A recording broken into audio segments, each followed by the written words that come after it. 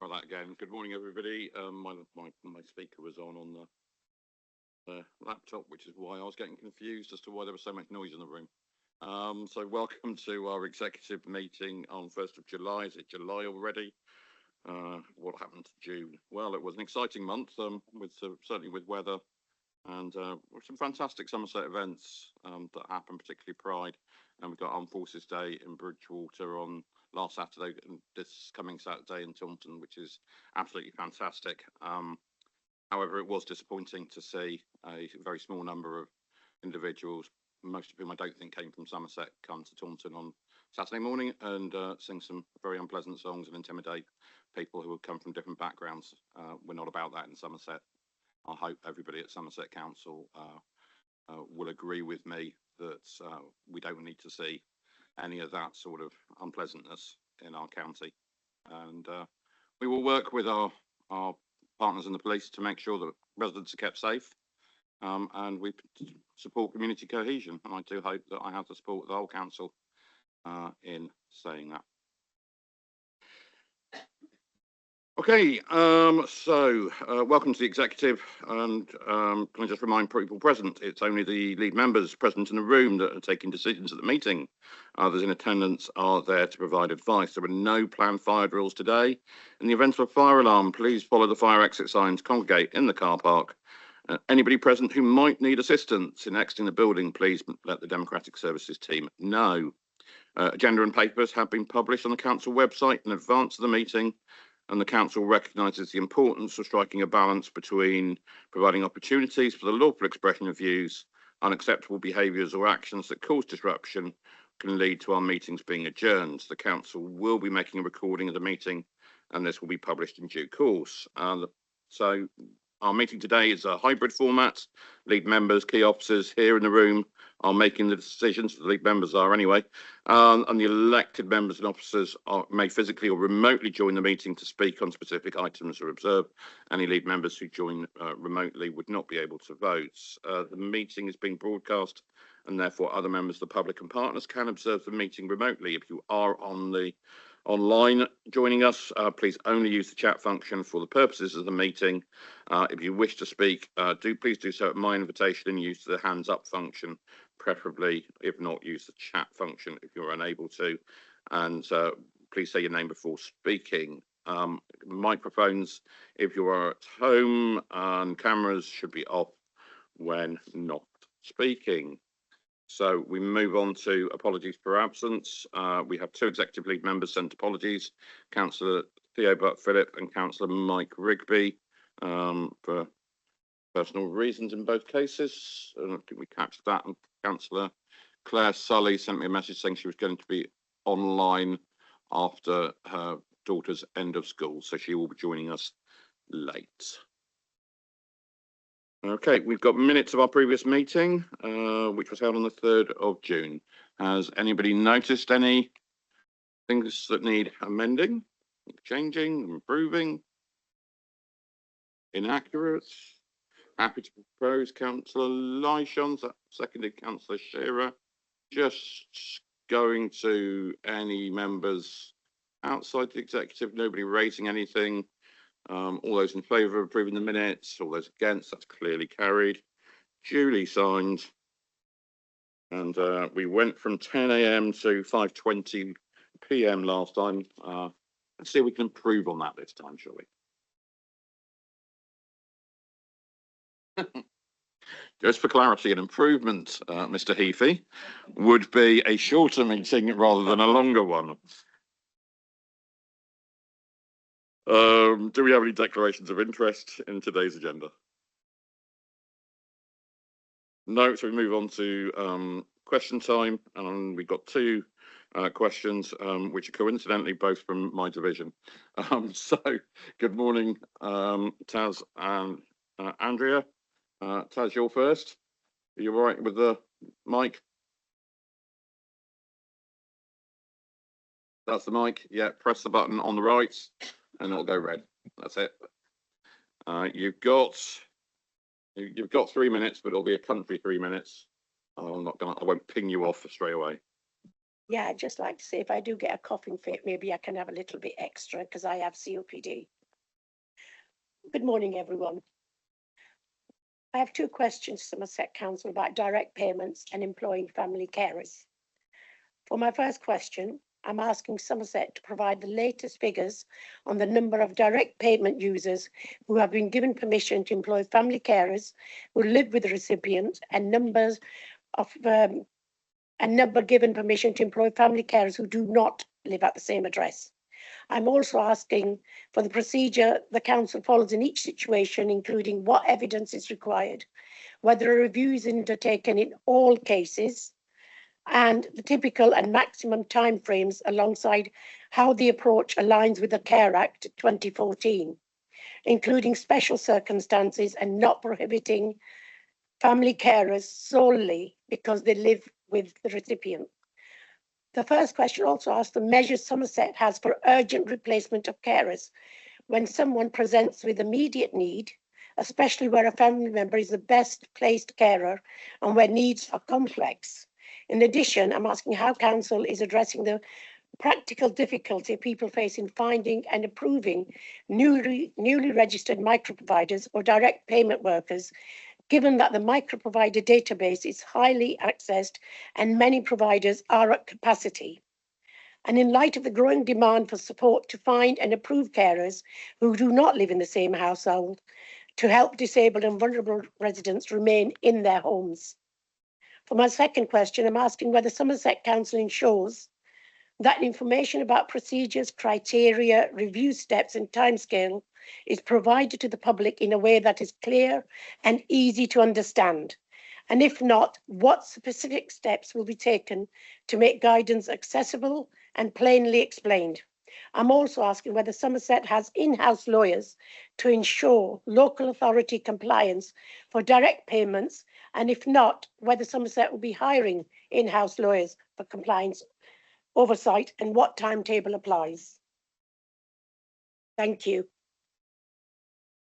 Thank you very much, Taz. Just over 2 minutes, so that was superb timing. Sarah's going to respond. Yes, thank you very much for your question, which raises some interesting points. I've got a relatively short answer that I'm going to give this morning, but there will be a longer answer following in writing. There are 107 direct payments where a family member is employed currently.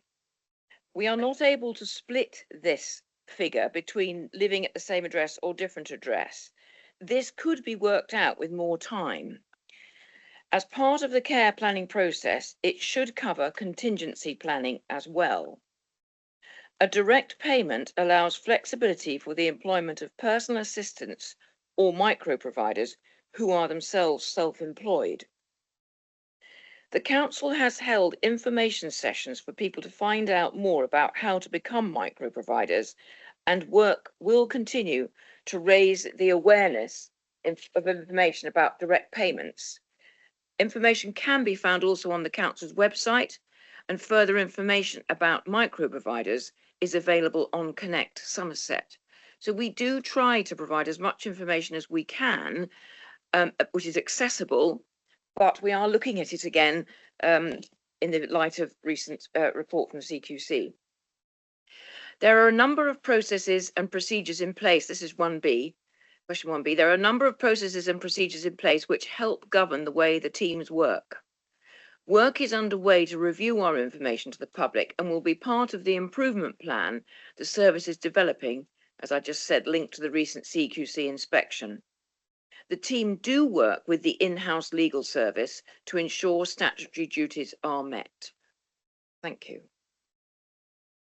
Thank you, Taz, for the question and for the answer. And yeah, one that's very close to my heart as a former carer as well for my late wife. So to appreciate you taking the trouble to come and speak to us about that issue generally. I know it's one close to your heart as well.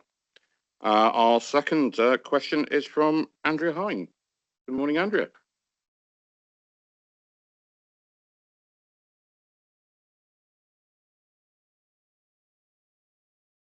Hello, everyone.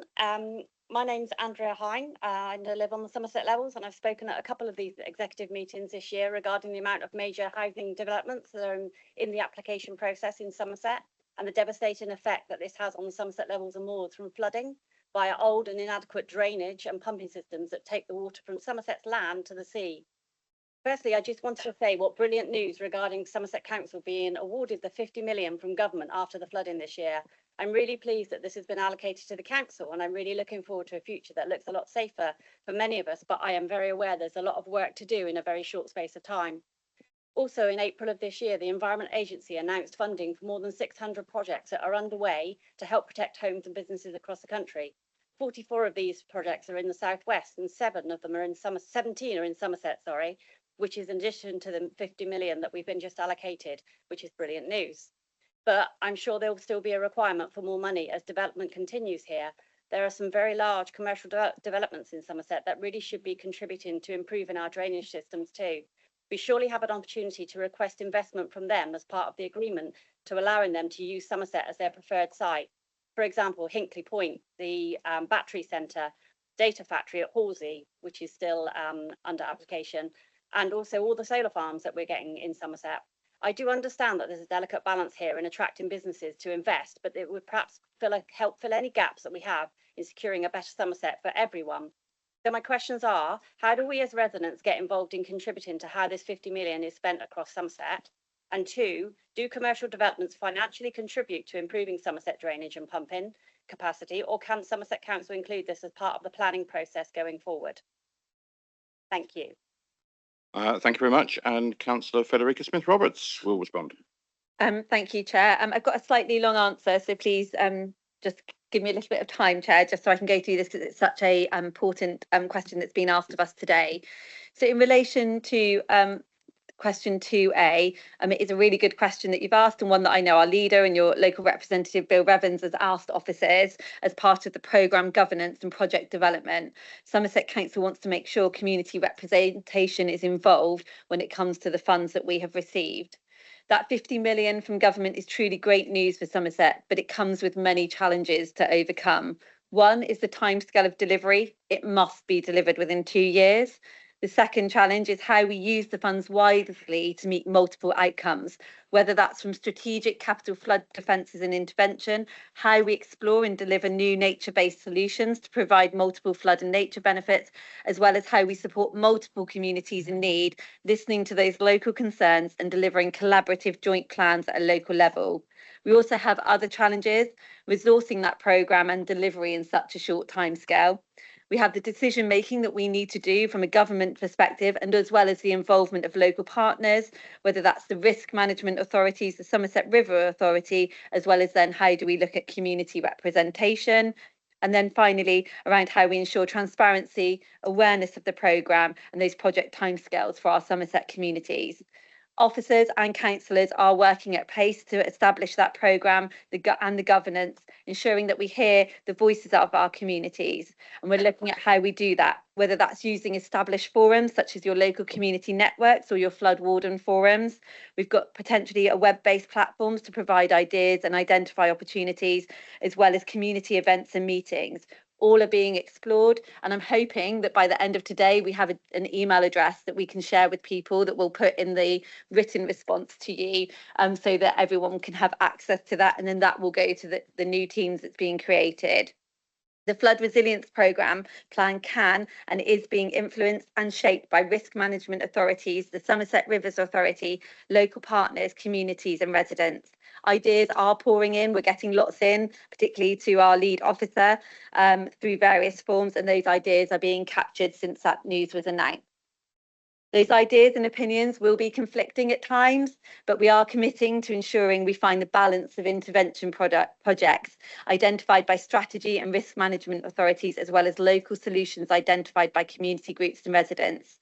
The accountability for the management of the funds sits here with Somerset Council, and the decision needing to be made on the final plan by the Executive Committee, and then we will present it to DEFRA for sign-off. Hard decisions are going to be made because that money will not cover everything that people want, but we must deliver this unique programme of work at pace to ensure the communities are supported, we become more resilient and we're prepared for future flooding events. When it comes to your question too, in relation to commercial developments financially contribute to improving Somerset's drainage and pumping capacity, commercial developments can contribute financially towards improvements in drainage infrastructure. That's done through the planning process. That's typically secured by planning obligations. In Somerset, as elsewhere, the ability to secure such contribution depends on meeting the statutory test for those planning obligations. These require that contributions are necessary to make the development acceptable, directly related to the development, and fairly and reasonably related in scale and kind. Where a proposed commercial development increases surface water runoff or places additional pressure on existing drainage systems, the council can seek mitigation measures. There are many that can be included, but some of those are on-site SUDs, a contribution towards off-site improvements where the impact is directly related to the development, or upgrades required to ensure there is no increased flood risk locally or downstream. However, it must be important to note that strategic drainage and pumping infrastructure, particularly where it serves a wider catchment such as the Somerset Levels and Moors, rather than being directly linked to an individual development, can be more challenging to fund from developer contributions. In summary, commercial development can make a meaningful contribution to improve drainage and pumping capacity where there is a clear and direct relationship to the development. Okay, thank you for the responses, and full written responses will be given to both of you in very shortly, I hope.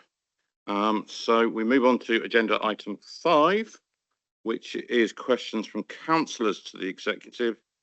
I have one from Councillor Ewan Cameron. Is he online? He is online. Councillor Cameron, first of all, can I just offer our condolences on the passing of your mother, and I do appreciate this is a difficult time, so thank you for joining us to do the question.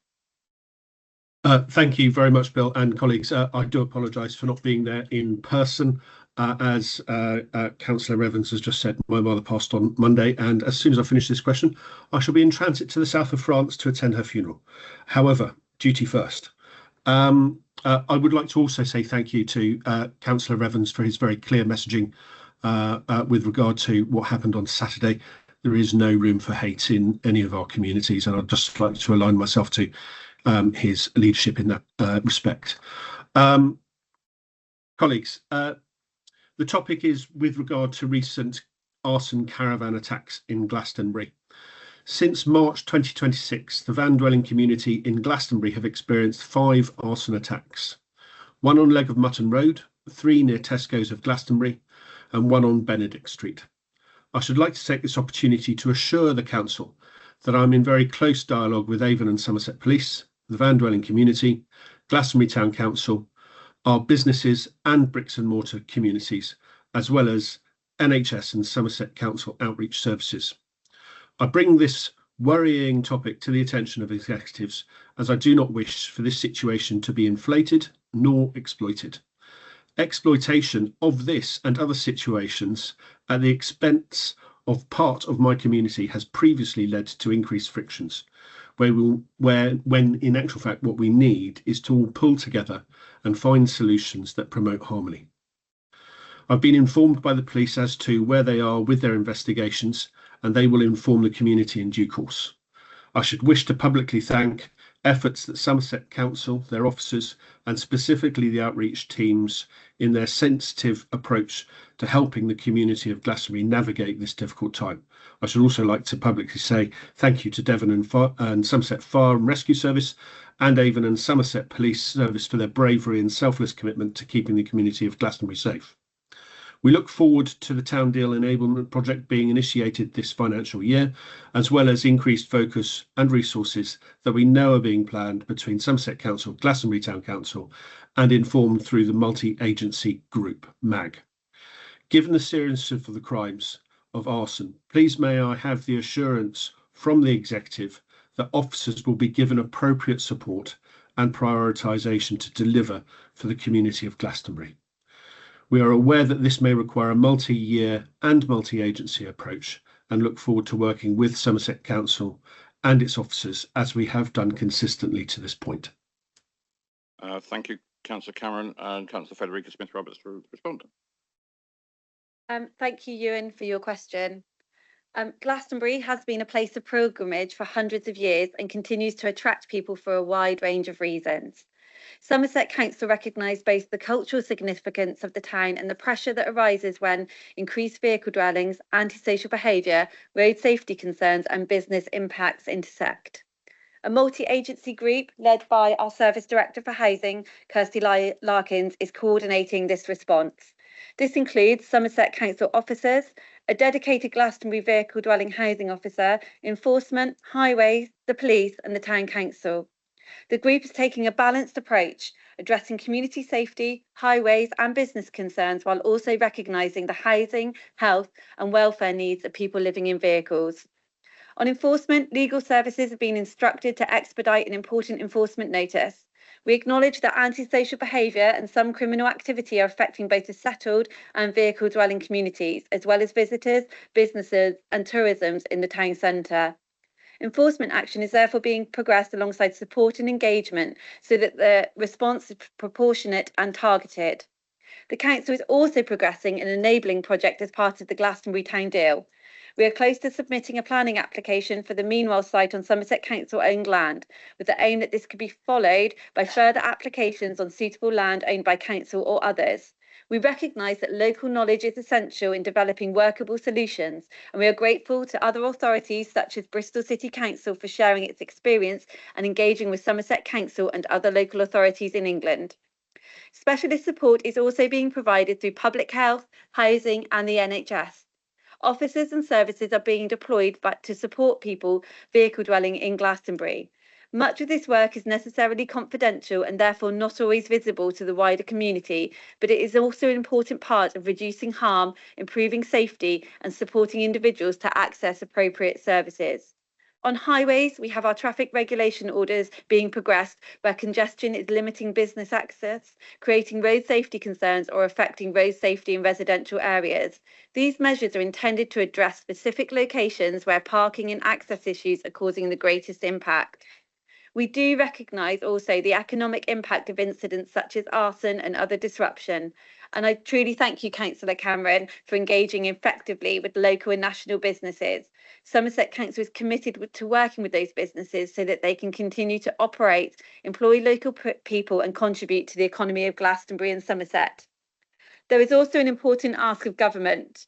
We believe vehicle dweller numbers should be included in the biannual returns to MHCLG alongside rough sleeper numbers. As housing costs exclude growing numbers of people from bricks and mortar homes, vehicle dwelling must be better understood nationally and supported locally with safe places and at least basic services. Finally, the Executive acknowledged the significant work already underway in Glastonbury and the resources previously committed by predecessor councils to enforcement and highway improvements. We remain committed to listening to officers and responding to requests for additional resources where these are needed to deliver a safe, proportionate and sustainable response. Thank you for the question and the answer on that important issue. Councillor Diego Rodriguez. Thanks, Chairman. The BBC reported that Somerset Council is projected to lose around 90 million on its commercial property investments. For example, reports show that the Steerlight site in Stoke-on-Trent, which was purchased by the former Lib Deb run South Somerset District Council for around 22.3 million, before being sold by this council for approximately 14.4 million. That's a loss of almost £8 million to Somerset taxpayers. And based on council's own figures, that 8 million would be enough to repair around 65,000 more potholes across Somerset. We're selling assets at a loss whilst keeping much of the debt attached to them. It's kind of the equivalent to selling your house for less than you paid for it, not paying off the mortgage and being saddled with the debt. So the question that I have to the executive member is really about transparency, to confirm how much borrowing remains outstanding on the commercial properties that have already been sold, such as this one in Stoke on Trent, leaving Somerset taxpayers continuing to repay large amount of debts from assets that this council no longer owns. Councillor Liz Lishon to respond. Thank you, and thank you, Councillor Rodriguez, for your question. Firstly, I want to offer a correction. The Steelite site referenced in your question was acquired by the Somerset West and Taunton Council, not South Somerset. It's also important to point out, as I have done a number of times, that assets have earned very considerable income whilst they have been in council ownership, and those figures are available to all members in the confidential papers of the Property and Investment Subcommittee. So I'll just summarise now, and I will send a more detailed written answer. So in response to our request to government for exceptional financial support, a capitalisation direction was approved, allowing us to sell commercial properties and use the receipts to fund essential services. Without that capitalisation direction, our Section 151 officer would quite likely have needed to issue a Section 114 notice, which would have led to expensive government commissioners to take more drastic actions, including what you might call a fire sale of assets. Instead, we have been able to sell our assets in a managed way to achieve the best possible results, while also protecting key public services and reducing the need for further borrowing.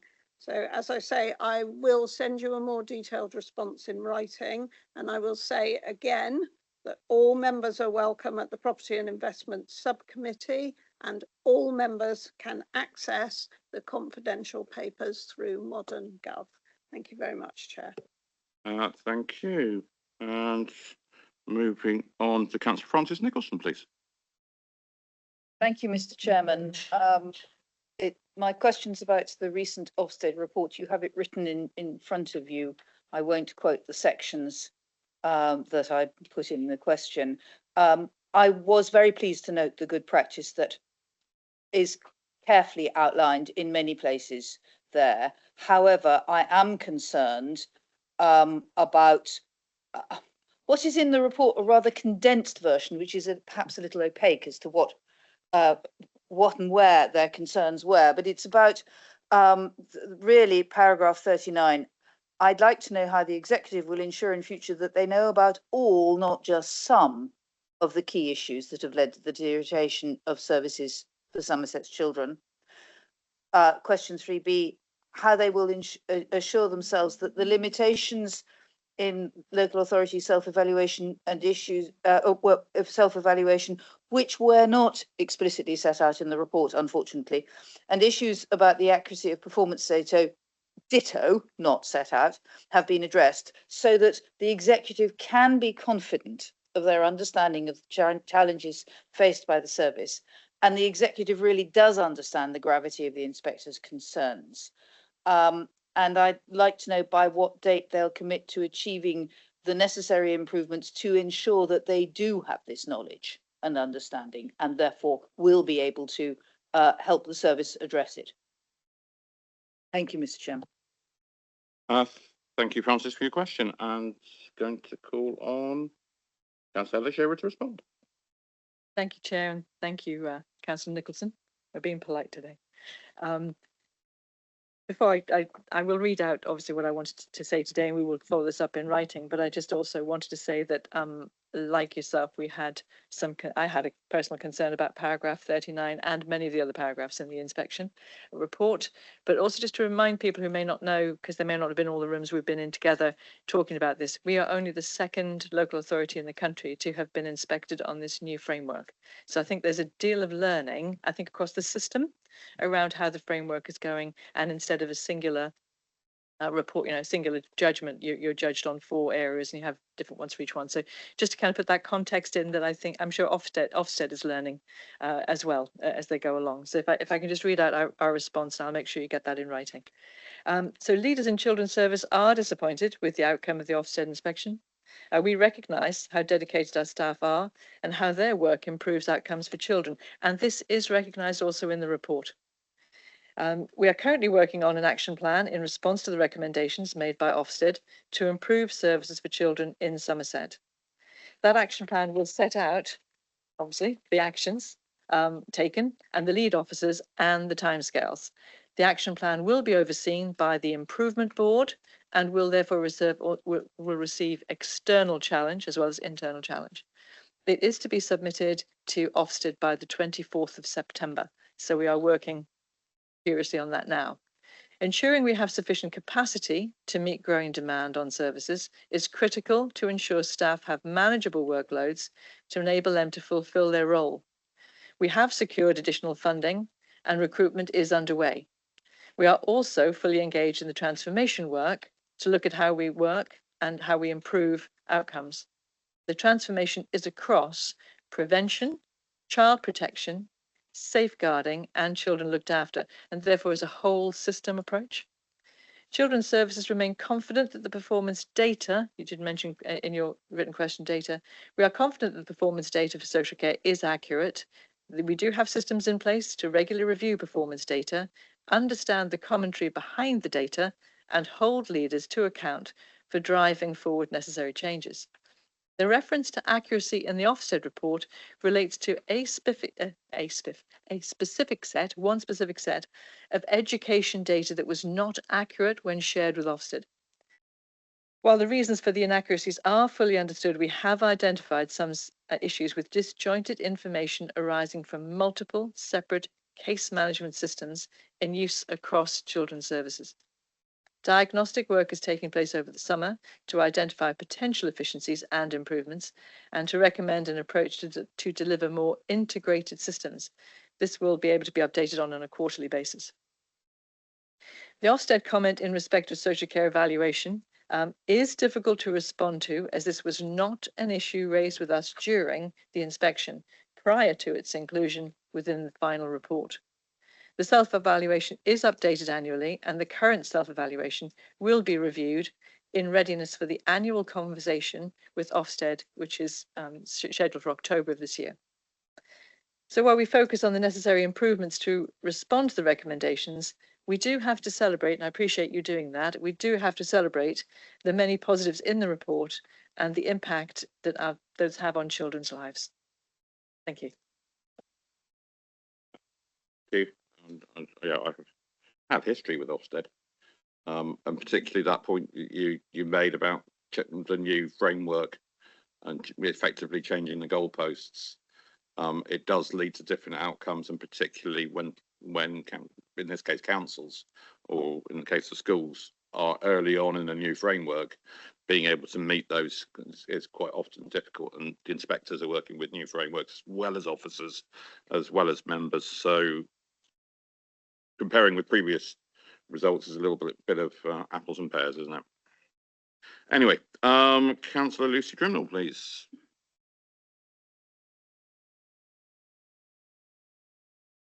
Good morning, and thank you for this. Now, the first thing I need to do before I go on is to make a slight change, if that's allowed. So, question 4D, when I was briefed about this, I was given some information that it was government changes that were going to affect learning disabilities. I've since learned that actually is going to be a change between an agreement between the local authority and the ICB that's now being changed, and transfer of costs are being made through that, not through the government. So where I ask about government grants, I'm pretty safe to say that we'll assume there will be none to help us with this. So if I'm to continue, earlier this month, the long-awaited CQC report on adult services was released with a disappointing rating of requires improvement. Nobody could doubt the dedication and efforts of all staff who work within the service, but it is clear that despite this, there are problems with some of the processes, particularly regarding waiting times for assessments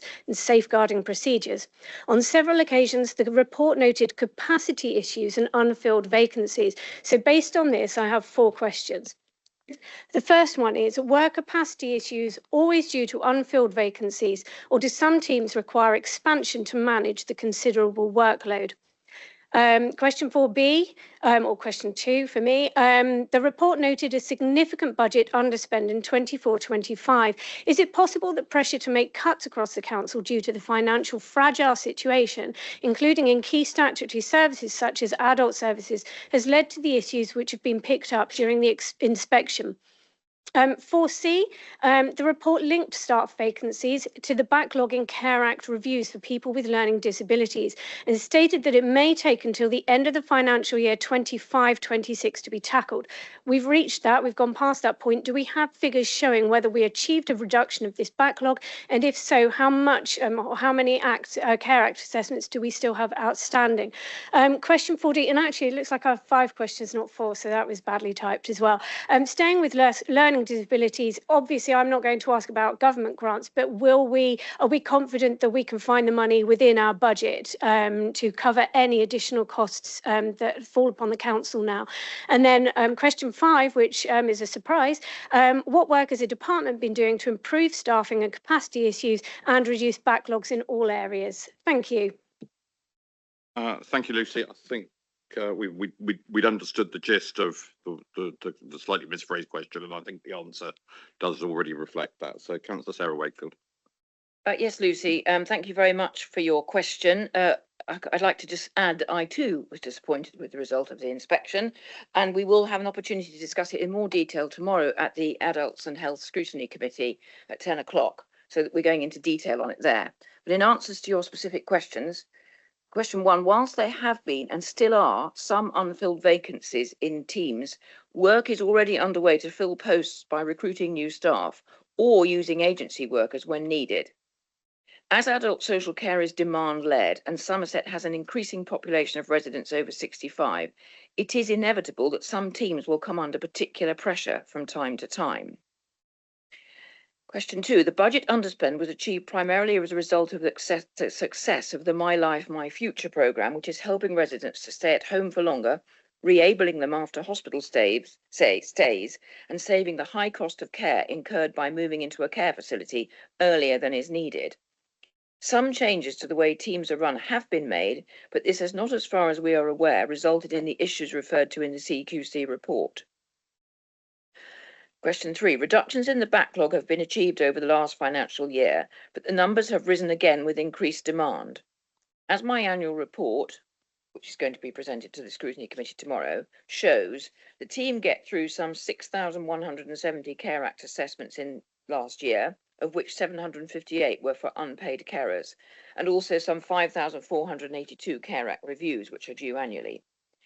Whilst more staff would enable us to complete more of these more quickly, we are looking at new ways of working and incorporating improvements in data and technology to bring down the backlog too. So it won't just be staff change.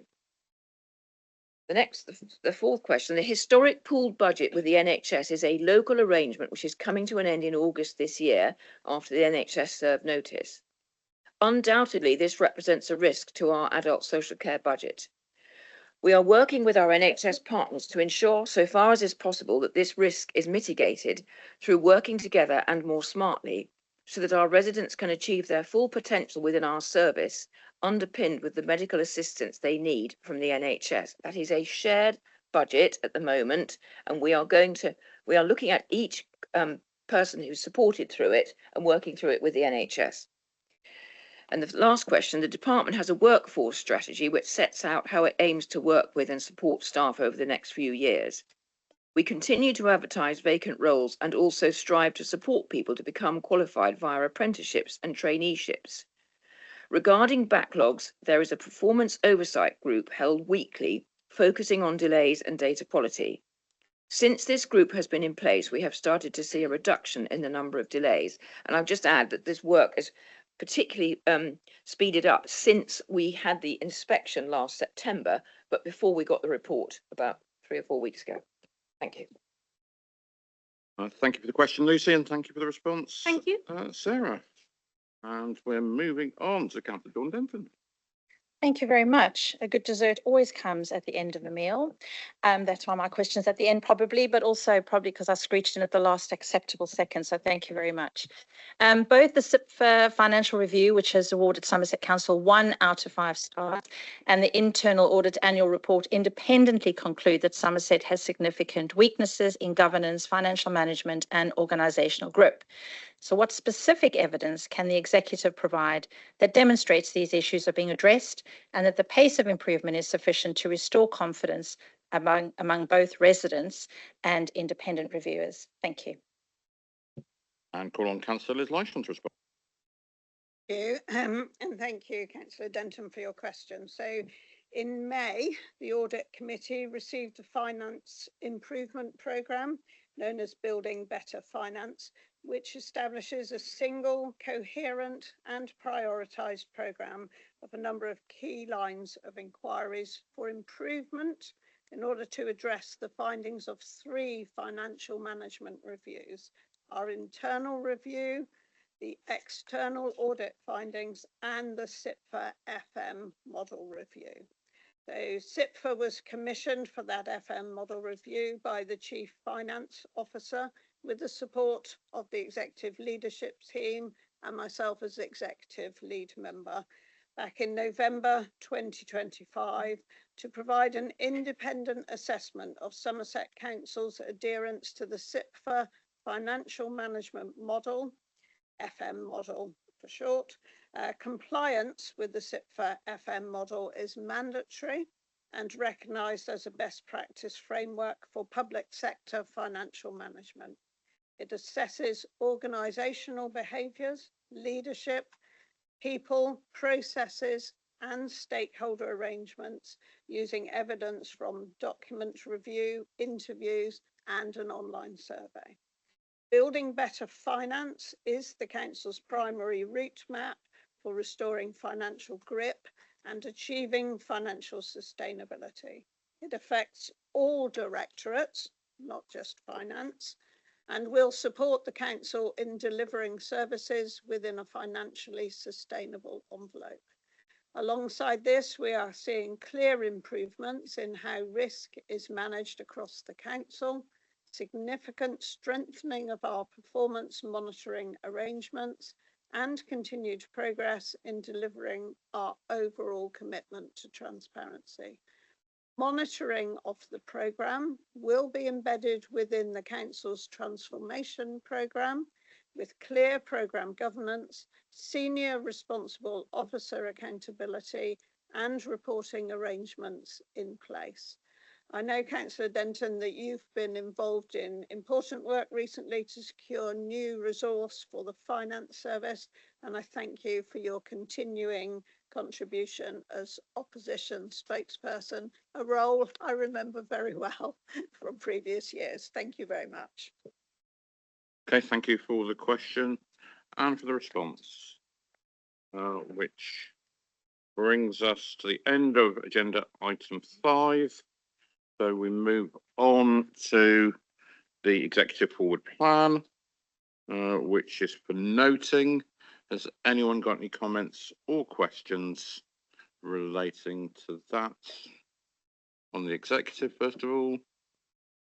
Not seeing anybody. Any other members in the room? Again, not seeing anybody. I take it that's duly noted. Okay, we move on to agenda item 7, which is report for decision. And first of all, we've got the Housing Ombudsman Complaint Handling Code for the in-household landlord self-assessment compliance. I'd like to invite Councillor Federica Smith-Roberts to introduce, please. Thanks, Bill. I'm pleased to present the Housing Ombudsman Complaint Handling Code in-house landlord self-assessment compliance report for 25-26. The purpose of this report is to provide assurance that Somerset Council's in-house landlord service remains fully compliant with the Housing Ombudsman Complaint Handling Code, and that we have the appropriate governance, oversight and processes in place to manage complaints effectively and transparently. The report confirms that we're compliant with the code and continue to meet our statutory responsibilities as a social housing landlord. It also demonstrates our commitment to use complaints as a valuable source of feedback to improve services and outcomes for residents. I've got a variety of team members here today, and I'd like to thank all of them and the rest of their team and members for putting this report together. Okay.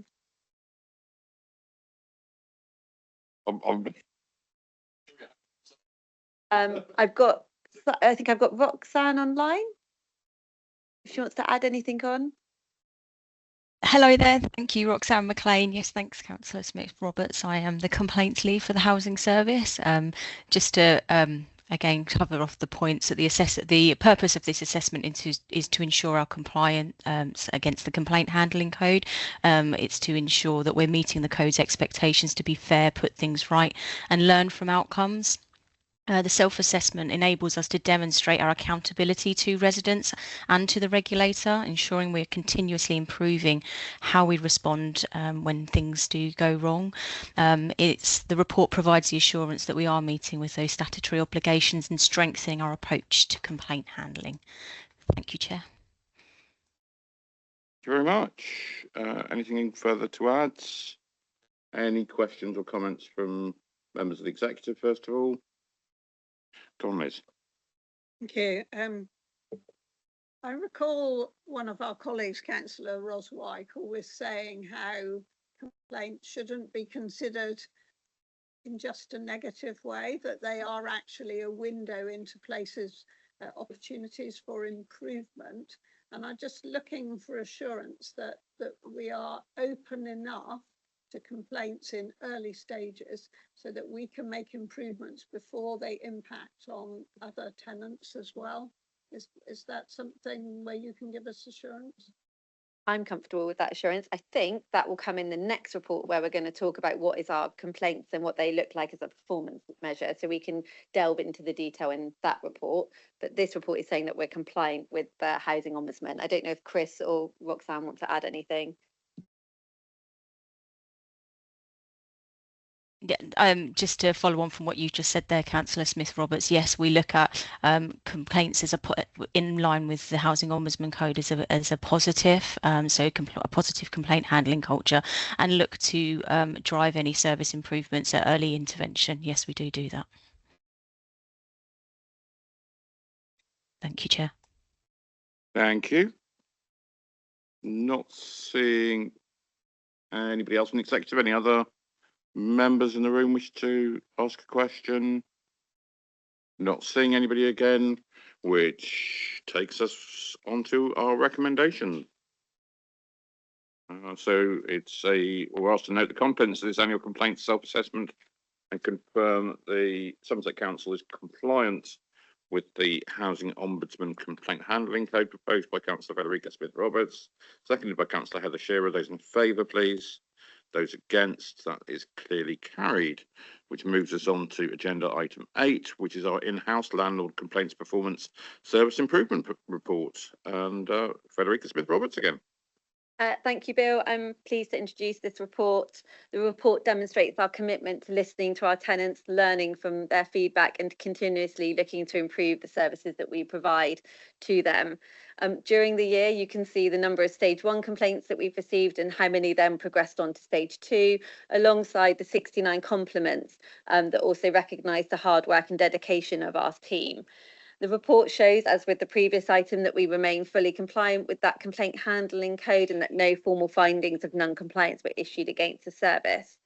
As Liz asked, but as I spoke about in the previous item, and complaints are not just a measure of where we can do better, they're also evidence that residents feel able to raise their concerns with us and engage with us.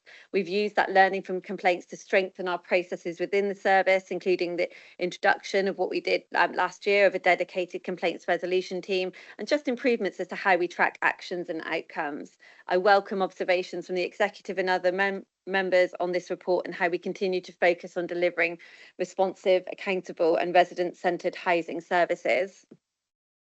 I've got Roxanne and Simon here as well. Again, is there anything you'd like to add to the introduction? No, thank you, Chair. Go on, Simon. Just to say, yeah. So I mean, there's a lot of detail in the report. We do analyse this in in great detail. It's a requirement to publish this annually from the Housing Ombudsman. So we're trying to demonstrate here that we're not really afraid to show that we do have some issues. We have some areas of focus. It's always difficult for me when I look at a complaints report because it shows there's lots of there is dissatisfaction, but just to put it in context, we also measure tenant satisfaction measures across 12 measures, and over half of those were top quartile. So repairs comes up as our most common area of complaints. That is common nationally within the housing sector. We see that right across the sector, but 85% of our tenants are saying that they're satisfied with our complaint service. So there's a bit of context behind this, but we take the lessons learned from this. Ian and myself were both heads of service, and we have regular meetings around complaints. We want to use it as a learning opportunity and to improve what we're doing. So hopefully the detail here provides you with an overview of what the complaints are about, and some assurance that we're taking action against those. Okay, thank you. Mr. Lewis, any comments from members of the executive? I think Heather won that one. Go on. Thank you, Chair, and thanks to the team for the reports. They're really super. Just a couple of little things. Liz kind of touched on one thing I was going to ask about, so I don't want to steal your thunder, but one question is around, we have to track complaints. Obviously, that's what you want to do, and you want to learn from them. And it's just how well do we think we're doing catching the inquiries before they can become complaints, because that's something you don't always record in the same way. And the other one was on page 69, you talk about, there's a little bit of smoothing out the inconsistencies, small inconsistencies about reporting, and saying promoting the complaints process.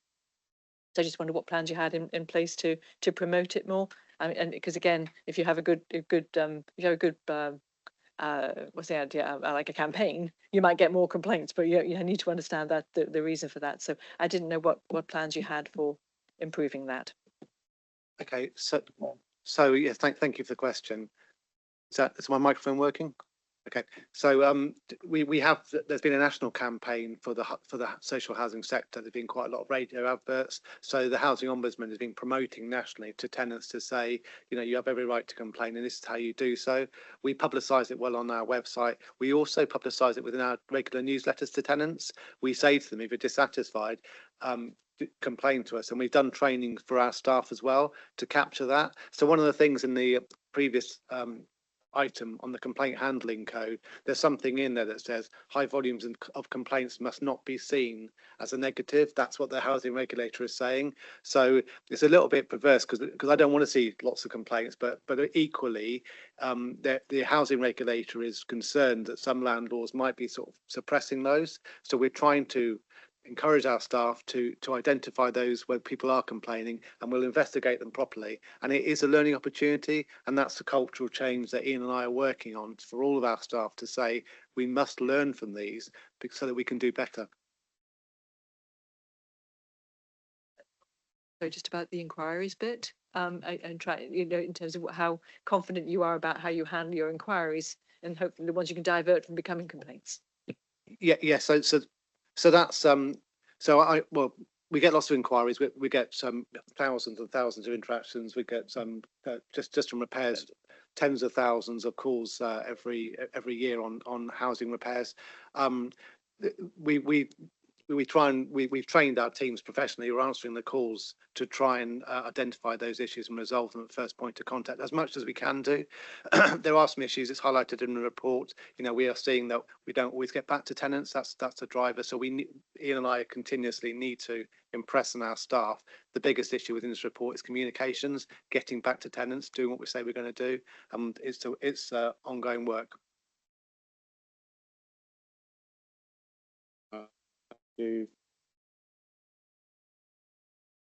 Thank you.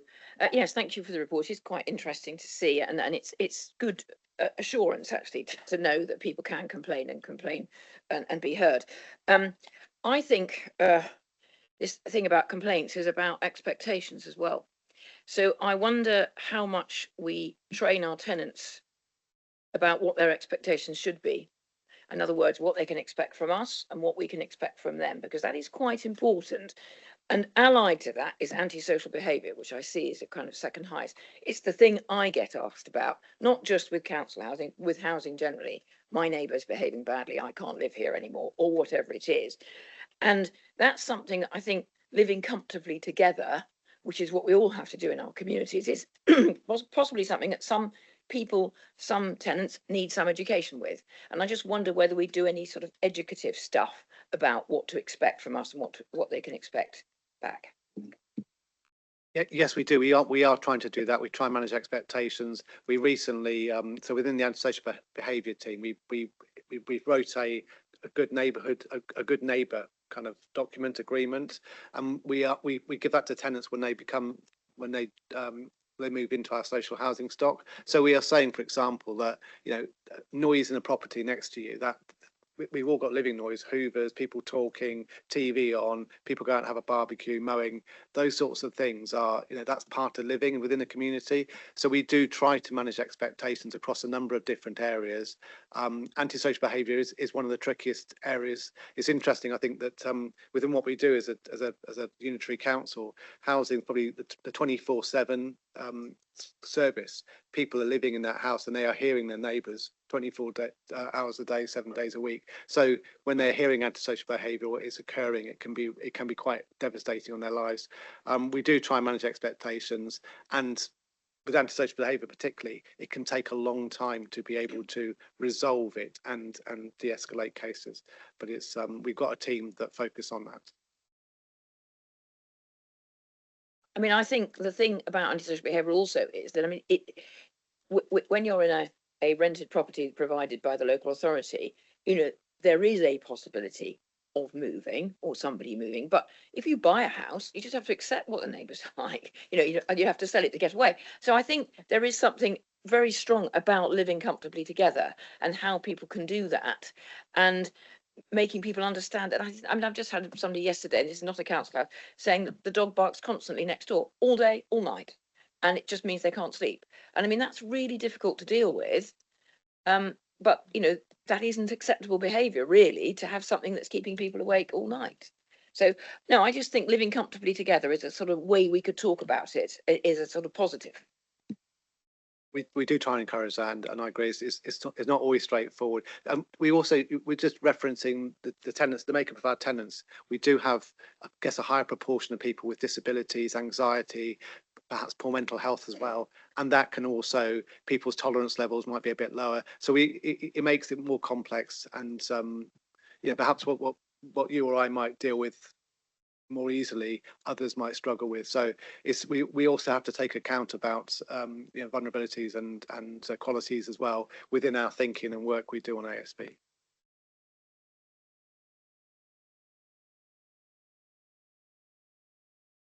Not seeing any other members of the executive wishing to comment or question. Any other members online or in the room?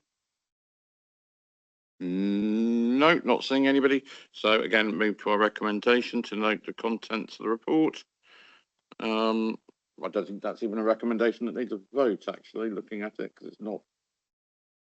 No, so it's not. That's just noting. So we are only here to provide observational comment. And then moving on to the HRA repairs, maintenance and tenancy policy approval. Frederica. Thank you, Chair. Hopefully this is probably the last time you'll hear from me today, but we'll give it a go. So I'm pleased to present this report, which is the updated tenancy policy and repairs and maintenance policy for the HRA. Together, these policies may provide a clear, consistent and customer-focused framework for how we manage our tenancies and maintain our homes while ensuring full compliance with current legislation and the regulator of social housing's consumer standards. The updated tenancy policy strengthens our approach to tenancy management and sustainment, supports the prevention of unnecessary evictions and sets out clear processes around succession, tenancy fraud and appeals. The repair and maintenance policy reinforces our commitment to provide safe, good quality homes with clear repair categories, response times, responsibilities and communication standards. It also reflects the requirements of AWAB's law and our continued focus on resident safety, particularly in relation to damp and mould and other housing hazards.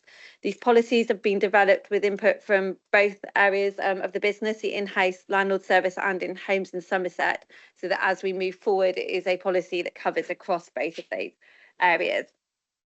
I would like to thank our brilliant team and hand over for questions or any additional comments. Yeah.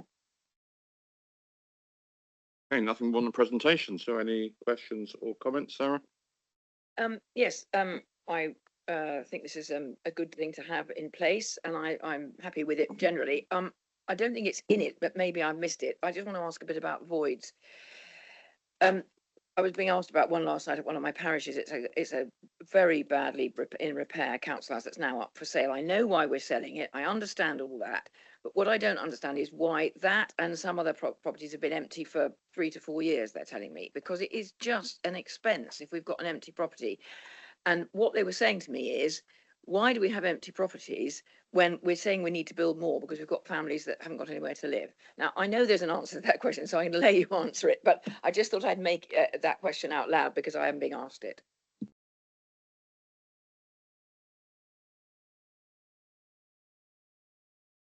Yeah, I don't know about which specific, oh, sorry, Candish, the head of housing property, HRA. So I don't know about that specific property, but one of the things that we're doing within our asset management strategy review that's going to the August executive is look at the whole area of disposals and options appraisals contained within that strategy. So that would be worth having a look at.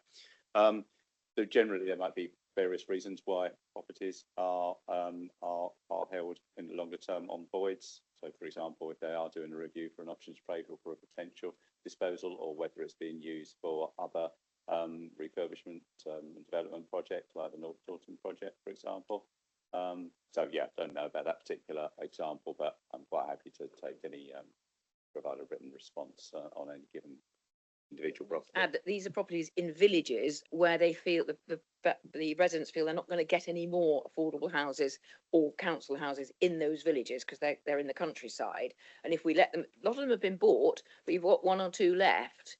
And if they're empty, they're asking why that happens and why they're being sold when we won't be able to replace them. If we were going to build another one, that would be fine, but we're not. We're going to sell it because it's in bad repair, and then we're not going to have any more council houses in that particular location. I think it'd be helpful if you could give us the addresses. I'd like to look at those specifically just to understand why those have been so long. That is unusual, especially if it's not attached to a regen scheme. So we'll look at the specifics of those if that's okay. Okay, thanks. Any other comments from lead members? Tom Powell. Thank you, Chair. It's just a quick one. It's just regarding the report. I was just going through it. Just had a quick question. Is the council confident that it will meet future requirements such as fire safety, structural risk and electrical safety from late 2026 onwards? It's just for the record. Thank you. Yes, so I'm happy to give that assurance. There are always challenges. There are always issues that crop up. But yes, we have procedures and processes in place to meet all of our obligations, and we report routinely to the regulator of social housing. So we have oversight both internally and also externally through the regulator. Okay, not seeing any other comments or questions. So we move to the recommendations that the executive approve the updated tenancy policy Appendix A and approve the updated repairs and maintenance policy Appendix B. Okay, proposed by Councillor Federica Smith-Roberts, seconded by Councillor Heather Shearer. All those in favour, please. All those against, that's clearly carried. Now, my notes say there is a comfort break until 1 p.m. So if we would like to have a 2-hour break in the middle of the meeting, can I thank all officers who presented, particularly on the last 3 papers, for being succinct and for the quality of their papers, and thank you for all your hard work. I'm going to suggest that we crack on. Is everyone happy to crack on with it? And we'll move on to centre services. I'm just aware that do we have the officers we need Oh, we've got my Mike's hiding in the corner. That's why I looked over at Claire, and Claire is not there. That sounds like a start of a poem.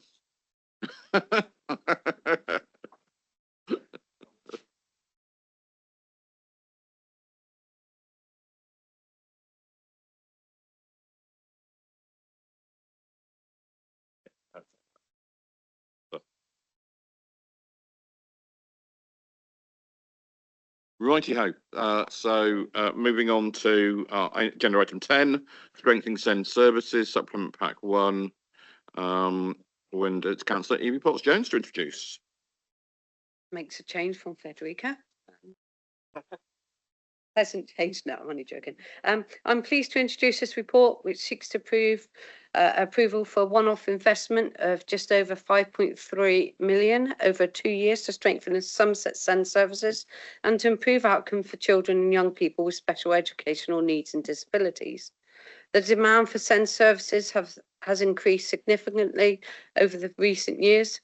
Despite the dedication of the hard work of our staff, demand has surpassed the capacity of the services, resulting in delays to assessments and education, health and care plans.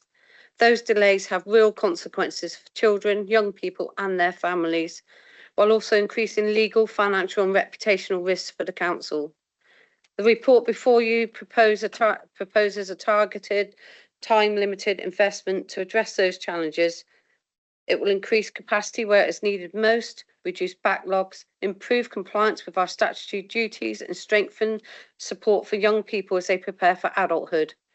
If approved, the funding will be released from the Council's Business Risk Reserve in 3 phases. As each stage of recruitment is successful, clear oversight and evidence of progress will be given to ensure that investment delivers measurable improvements. Importantly, this is not just about clearing the backlogs. It's about a stronger, more efficient, sustainable SEND service that can meet the growing demand and ensure children and young people receive the right support at the right time. I believe this is necessary and proportionate investment that will make a real difference to the families across Somerset while helping the council to meet its statutory responsibilities and reduce further risk. I therefore commend the report and its recommendations to Executive and invite the officers to present any further details and answer questions where possible. Thank you.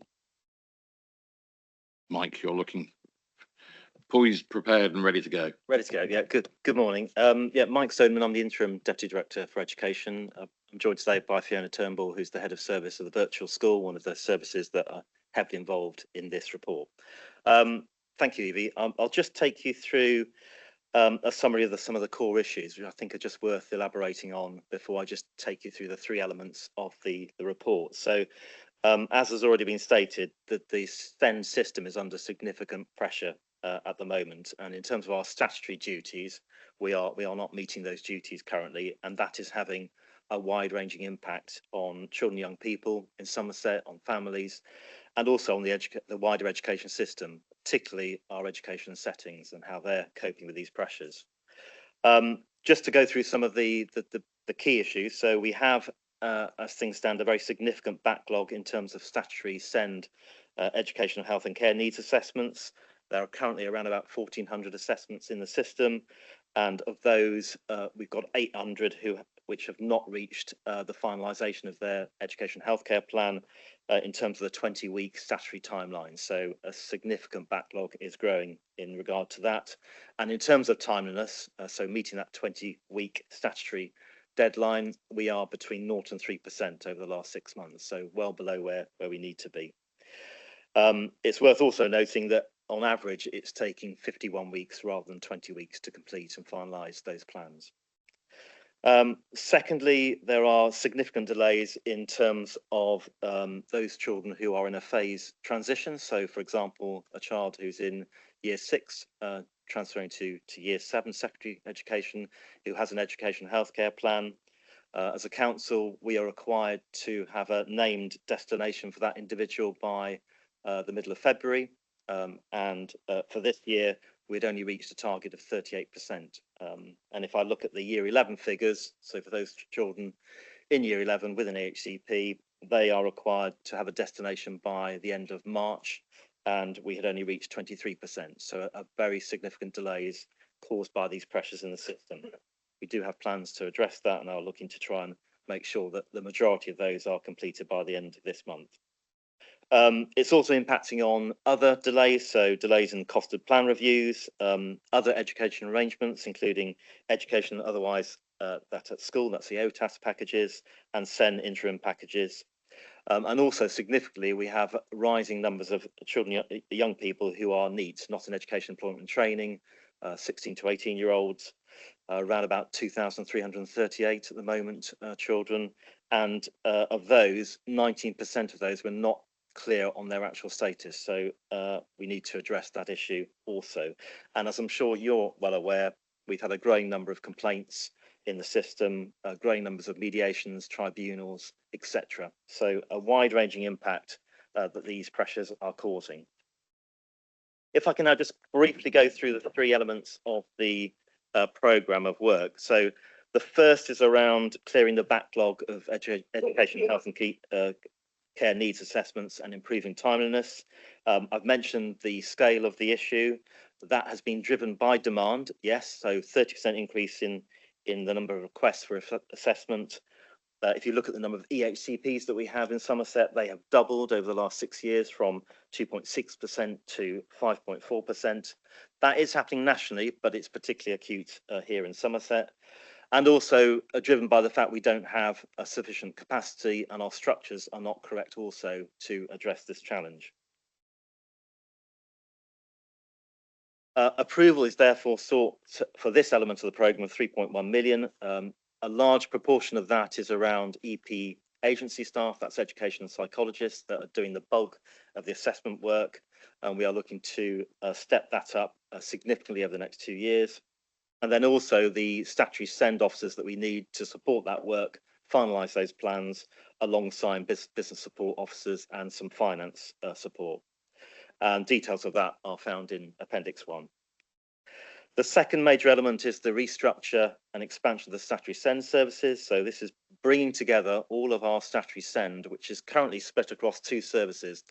That was part of a restructure that has not worked, that has caused duplication, confusion, and we are bringing that together now under one service, but we're also looking to temporarily expand that service to deal with the issues that I've already explained. And that will be on a locality-based model, so working across our 6 localities with an improved, restructured and larger statutory SEND service. That model will introduce a very clear management structure. It will align staffing with demand. It will establish consistent training and quality assurance, which is so desperately needed. And the total cost for that are 1.7 million. And again, details are found in Appendix 2. And then the third element is increasing the capacity of the preparation for adult team, which is in the virtual school. I've mentioned some of the issues around those young people not in education, employment and training. This service has a crucial role to support those children so they have the employment and education pathways they need to be able to make successful transitions into adulthood, as well as doing all the other work they do with our vulnerable children, young people, in terms of those packages that I mentioned around EOTAS and SEN interim packages. The main part of this proposal is increasing the number of learning mentors we have from 6.6 FTEs to 12 FTEs, and over the 2-year period that will cost 419,000. And again, details are in Appendix 3. So those are the 3 elements of the proposal. It is quite a significant package, but is absolutely needed to address these issues and to give assurance to members that we can get ourselves back onto an even footing and be statutory compliant over those 2 years. Happy to take any questions. Thank you ever so much for the report, and I think we're all aware that the service is nowhere near where we want it to be, and certainly as under the previous iteration of the education and particularly SEND system, my children went through a SEND system that was functional and met their needs in mainstream education, with a partially sighted and a dyslexic son, and I'm not sure that would necessarily be the case at the moment. And the system has kind of got to a point where it's crunching. But my first question, Mike, was you said it's particularly acute, the situation in Somerset. So could you perhaps give us some context as to why it's quite so acute, please? It's acute here for a number of reasons. I mean, I don't want to apportion blame, but the structures we currently have in Somerset are not working. To split this responsibility across two services, although I understand the rationale behind that, has caused a significant confusion and duplication, and we don't have also the management capacity which was stripped out under the last restructure to be able to deal with that. So capacity and structures are absolutely key. I think even allowing for that restructure, we would still have not enough capacity to deal with the demand we're seeing. So that is also part of it. Then in terms of the demand itself, I mean, there has been a rapid increase here in Somerset, but that is, if you look at what's happening across the country, it is similar. So I'm not saying that the increase in demand is out of kilter with what's happening in the rest of the country, but clearly in terms of our capacity and structures to deal with that demand, that's where we've got an issue. Yeah, thank you. And no, I'm trying to understand the problem, not point fingers, because children shouldn't be a political football.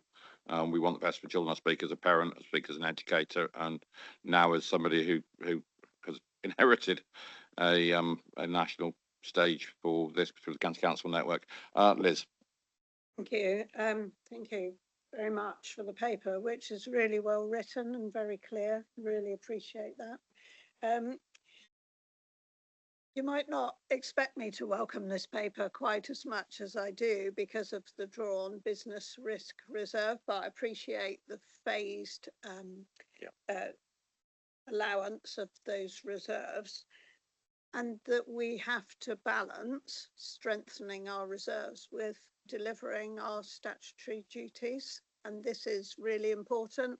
And I'm sure colleagues in this room, the same as I do, receive messages and emails on a regular basis from parents and carers who are really concerned about their children and young people. I just wanted to, if I could, just to drill down a bit more in the context, the national context. So I know people from other councils, particularly in more urban areas, where they don't have a big DSG deficit, that they don't have overspend on their high needs block. And I wondered if you could give us any more background into how it differs across the country and how the Southwest and Somerset fit in there. Yeah, I can give you some background since my own experience, because previous to this role, I was the Director of Education in Portsmouth, which is a densely urban area, which in terms of the DSG was still in the black when I left, about £11 million in surplus. One of about 7 or 8 local authorities in the country still in surplus. And part of the reason there was the fact that provision for young people with special education needs were delivered locally and in settings, including our mainstream special schools and so forth. And therefore, we were able to control the budget in that area, whereas in an area like Somerset, it's a completely different context. Obviously, a much larger area. You've got the rurality issue. We have a significant number of young children, young people in independent, non-maintained schools, which are really expensive, and that's about the capacity, the overall capacity across Somerset, and that drives up costs. We obviously have increased transport costs as well related to that, although that's not part of the DSG, but nevertheless it's a factor. So yeah, very different context. In those urban areas where you've got a degree of control and where you've got good provision, good quality provision, which is funded through mainstream, then you can keep a lid on it. In areas like Somerset, where there's less control, where you've got independent, non-maintained schools providing a lot of that provision, then it becomes very difficult to control that.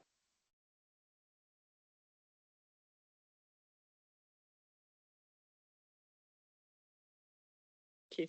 No, I was just going to say, I'm like Liz, I very much welcome the report, and I would like to thank you for the clarity of the report.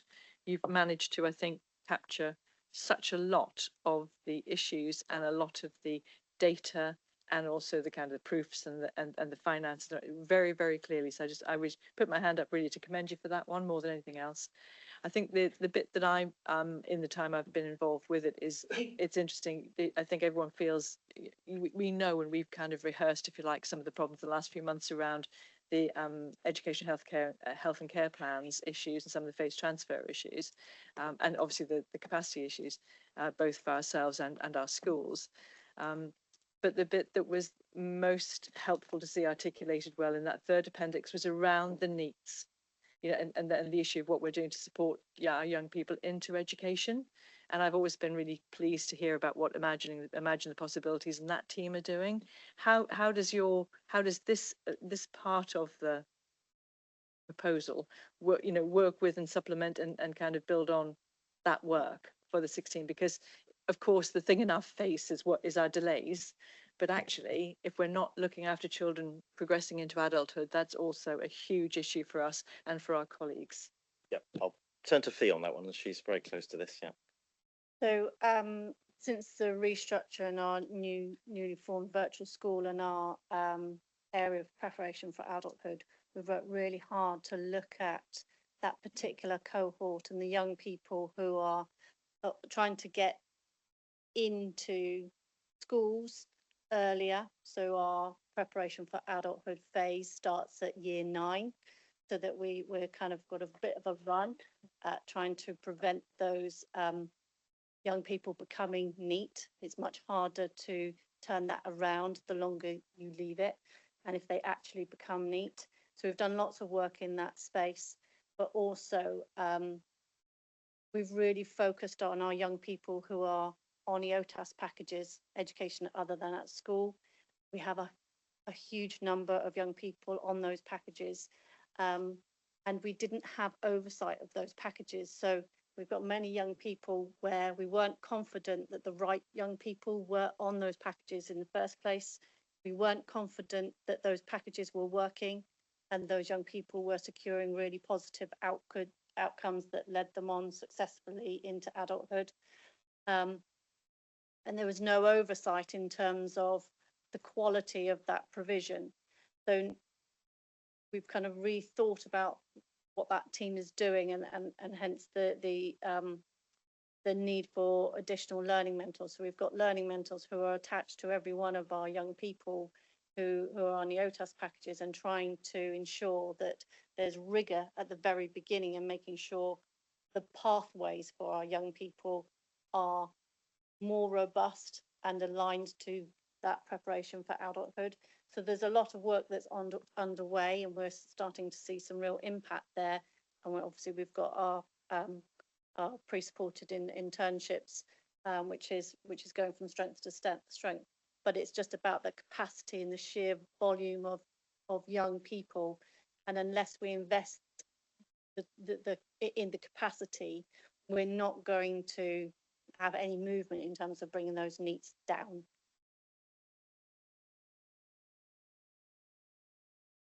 Go to Federica, and then Theo, and then Mike.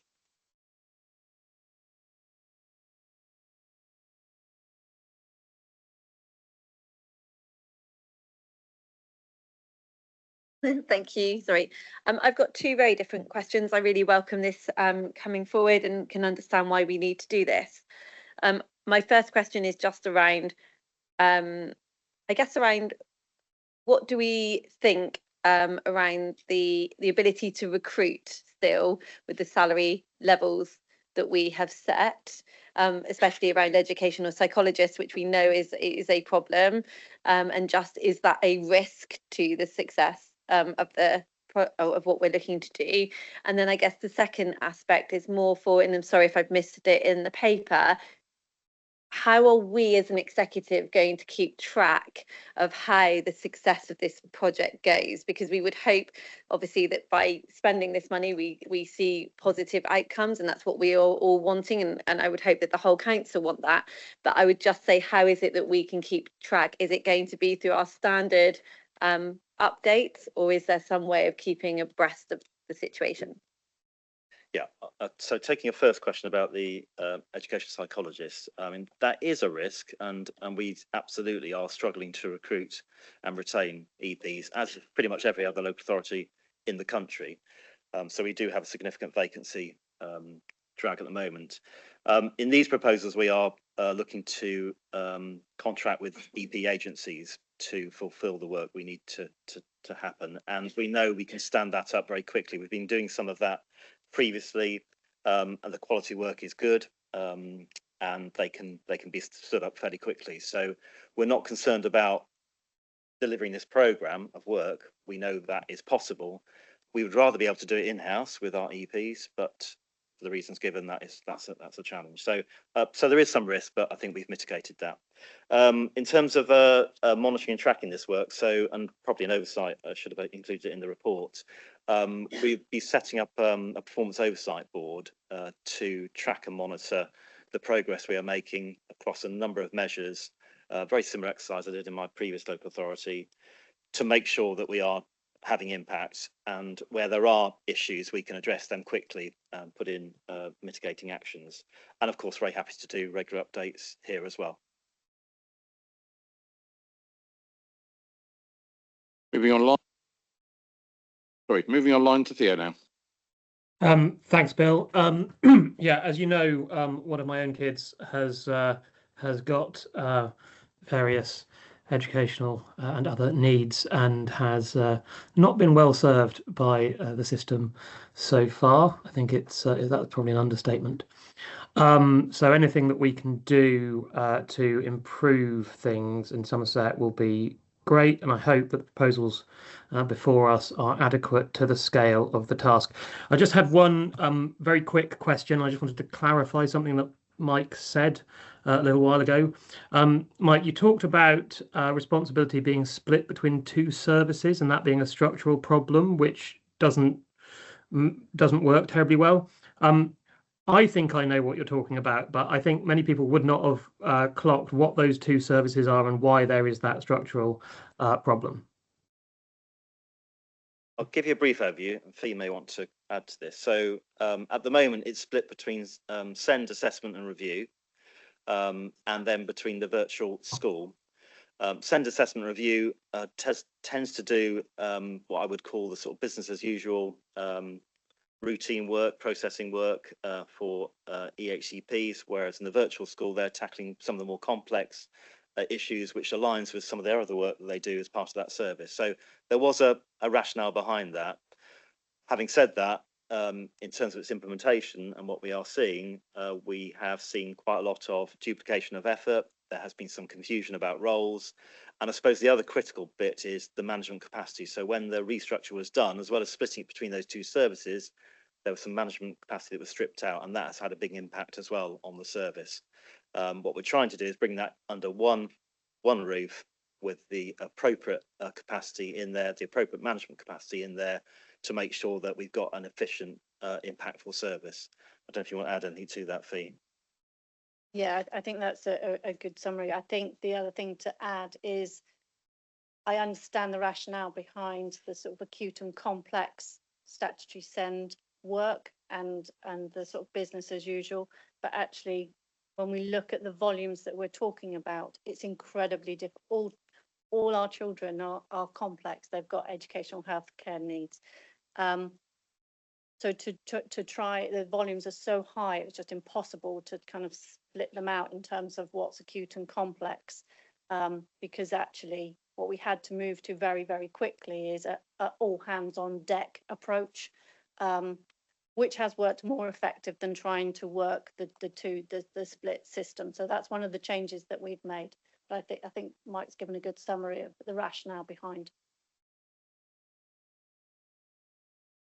Okay, thank you very much for the question, Theo, and responses. I'm now going on to Mike Rigby online, please. Morning, everyone. I'm sorry I couldn't be with you today. Mike mentioned off the back of his experience in Portsmouth that there was more control of the system there, and I just wondered if he could elaborate a little for us on what that control looks like, and whether we couldn't try and regain more control in the same way, and whether or not there are any other lessons from his experience in Portsmouth that we may be able to learn here in Somerset. Yeah, I mean, I think one big part of that is around sufficiency, and you are absolutely doing a lot of work here in Somerset to ensure we've got good sufficiency. So In Portsmouth, in my last local authority, we had a very strong level of provision that was delivered locally, and that was all within the state sector, so to speak, state-funded sector, which not only is cheaper in terms of overall costs of the provision, but it's also local, so it also impacts, well, it's better outcomes for children and young people and reduced transport costs as well. So that is really important if you can get the sufficiency right. And what we are doing here is expanding that sufficiency. So you'll be hearing about our SEND units on our mainstream school sites, expansion of our special schools. That is all going to help gain some control over the budget for special education needs and disabilities. At the moment, we're far too reliant on independent non-maintained schools. If we can have less reliance on that, which I know is going to be a challenge with the numbers we're talking about, but if we can reduce that reliance, then that will have an impact, positive impact on the budget. Thank you. Not seeing any other members of the executive, so I'll go online to Chair of Scrutiny, Councillor Lee Redmond. Good morning, Lee. Good morning, Chair, members. Thank you. Thank you for the opportunity. I want to start by recognising the scale and seriousness of the issue set out in the paper presented to Executive today. The position on statutory compliance, backlog and impact on children and families is clearly unacceptable. And Scrutiny has previously been very clear about the urgency of addressing that. However, I do need to set out some concerns from a scrutiny and governance perspective. Firstly, in terms of the process, I was only provided with the full report and appendices on the 25th of June. This is reflected in the papers. A small but important point, being copied in on the papers does not mean being fully consulted. My comments are based on the version of papers received on the 25th of June. The revised paper and circulation has limited the opportunity for proper scrutiny engagement on what is clearly a very significant set of proposals, both financially and operationally. Secondly, it's important to be clear that scrutiny has previously considered one element of this, the need to address the EHCP backlog and improved timeliness, and we supported the principle of additional capacity and the urgency of recovery. But this report goes significantly further than that. What is now being presented is a full package: backlog recovery, a major restructure of statutory SEND services, and a significant expansion of preparation for adulthood functions. Taken together, that represents a fundamental change to the system, how the system operates, supported by over £5 million of one-off investment. That full package has not been through scrutiny in the round. In addition, while the report reflects our concerns about capacity and risk, I do feel that it does not fully align with the committee's recommendations in a few key areas. There appears to be no clear commitment to the 12-month pace of recovery that members indicated a preference for. There is no, as Councillor Federica pointed out, the overview is a little bit weak. There is no explicit 6-month review point built into the recommendation, and the alignment with wider SEND reform and long-term operating model remains unclear. So my concern is not about the need to act. We all recognise that, but about ensuring that we are taking these decisions with the right level of transparency, challenge and assurance. Chair, in summary, I feel that scrutiny supports the intent to improve outcomes and address the backlog, but this is now a broader system change and investment decision, and I do think there is a gap in terms of scrutiny having had the opportunity to consider that full package together before today. Would therefore ask that as this programme progresses, I don't want to stand in the way of this decision, there is a clear commitment to ongoing scrutiny or member oversight, including progress milestones, delivery risks, and a formal review point in line with what committee has previously requested. Thank you, Chair. Thank you very much, Councillor Redmond. I think we all remember the cross-party motion at full council, where a number of these issues were raised. And I know that we've gone into more significant detail in this paper. I appreciate the value that scrutiny can add to decision making, but also that difficulty of an urgency that we all see reflected in our inboxes and the children and families that we represent. So thank you for your assurance that you won't stand in the way, but also that I'm happy to give the assurance of that involvement of scrutiny in the monitoring of how this investment in our SEND services will go over the coming months and years. Liz. Thank you, Chair.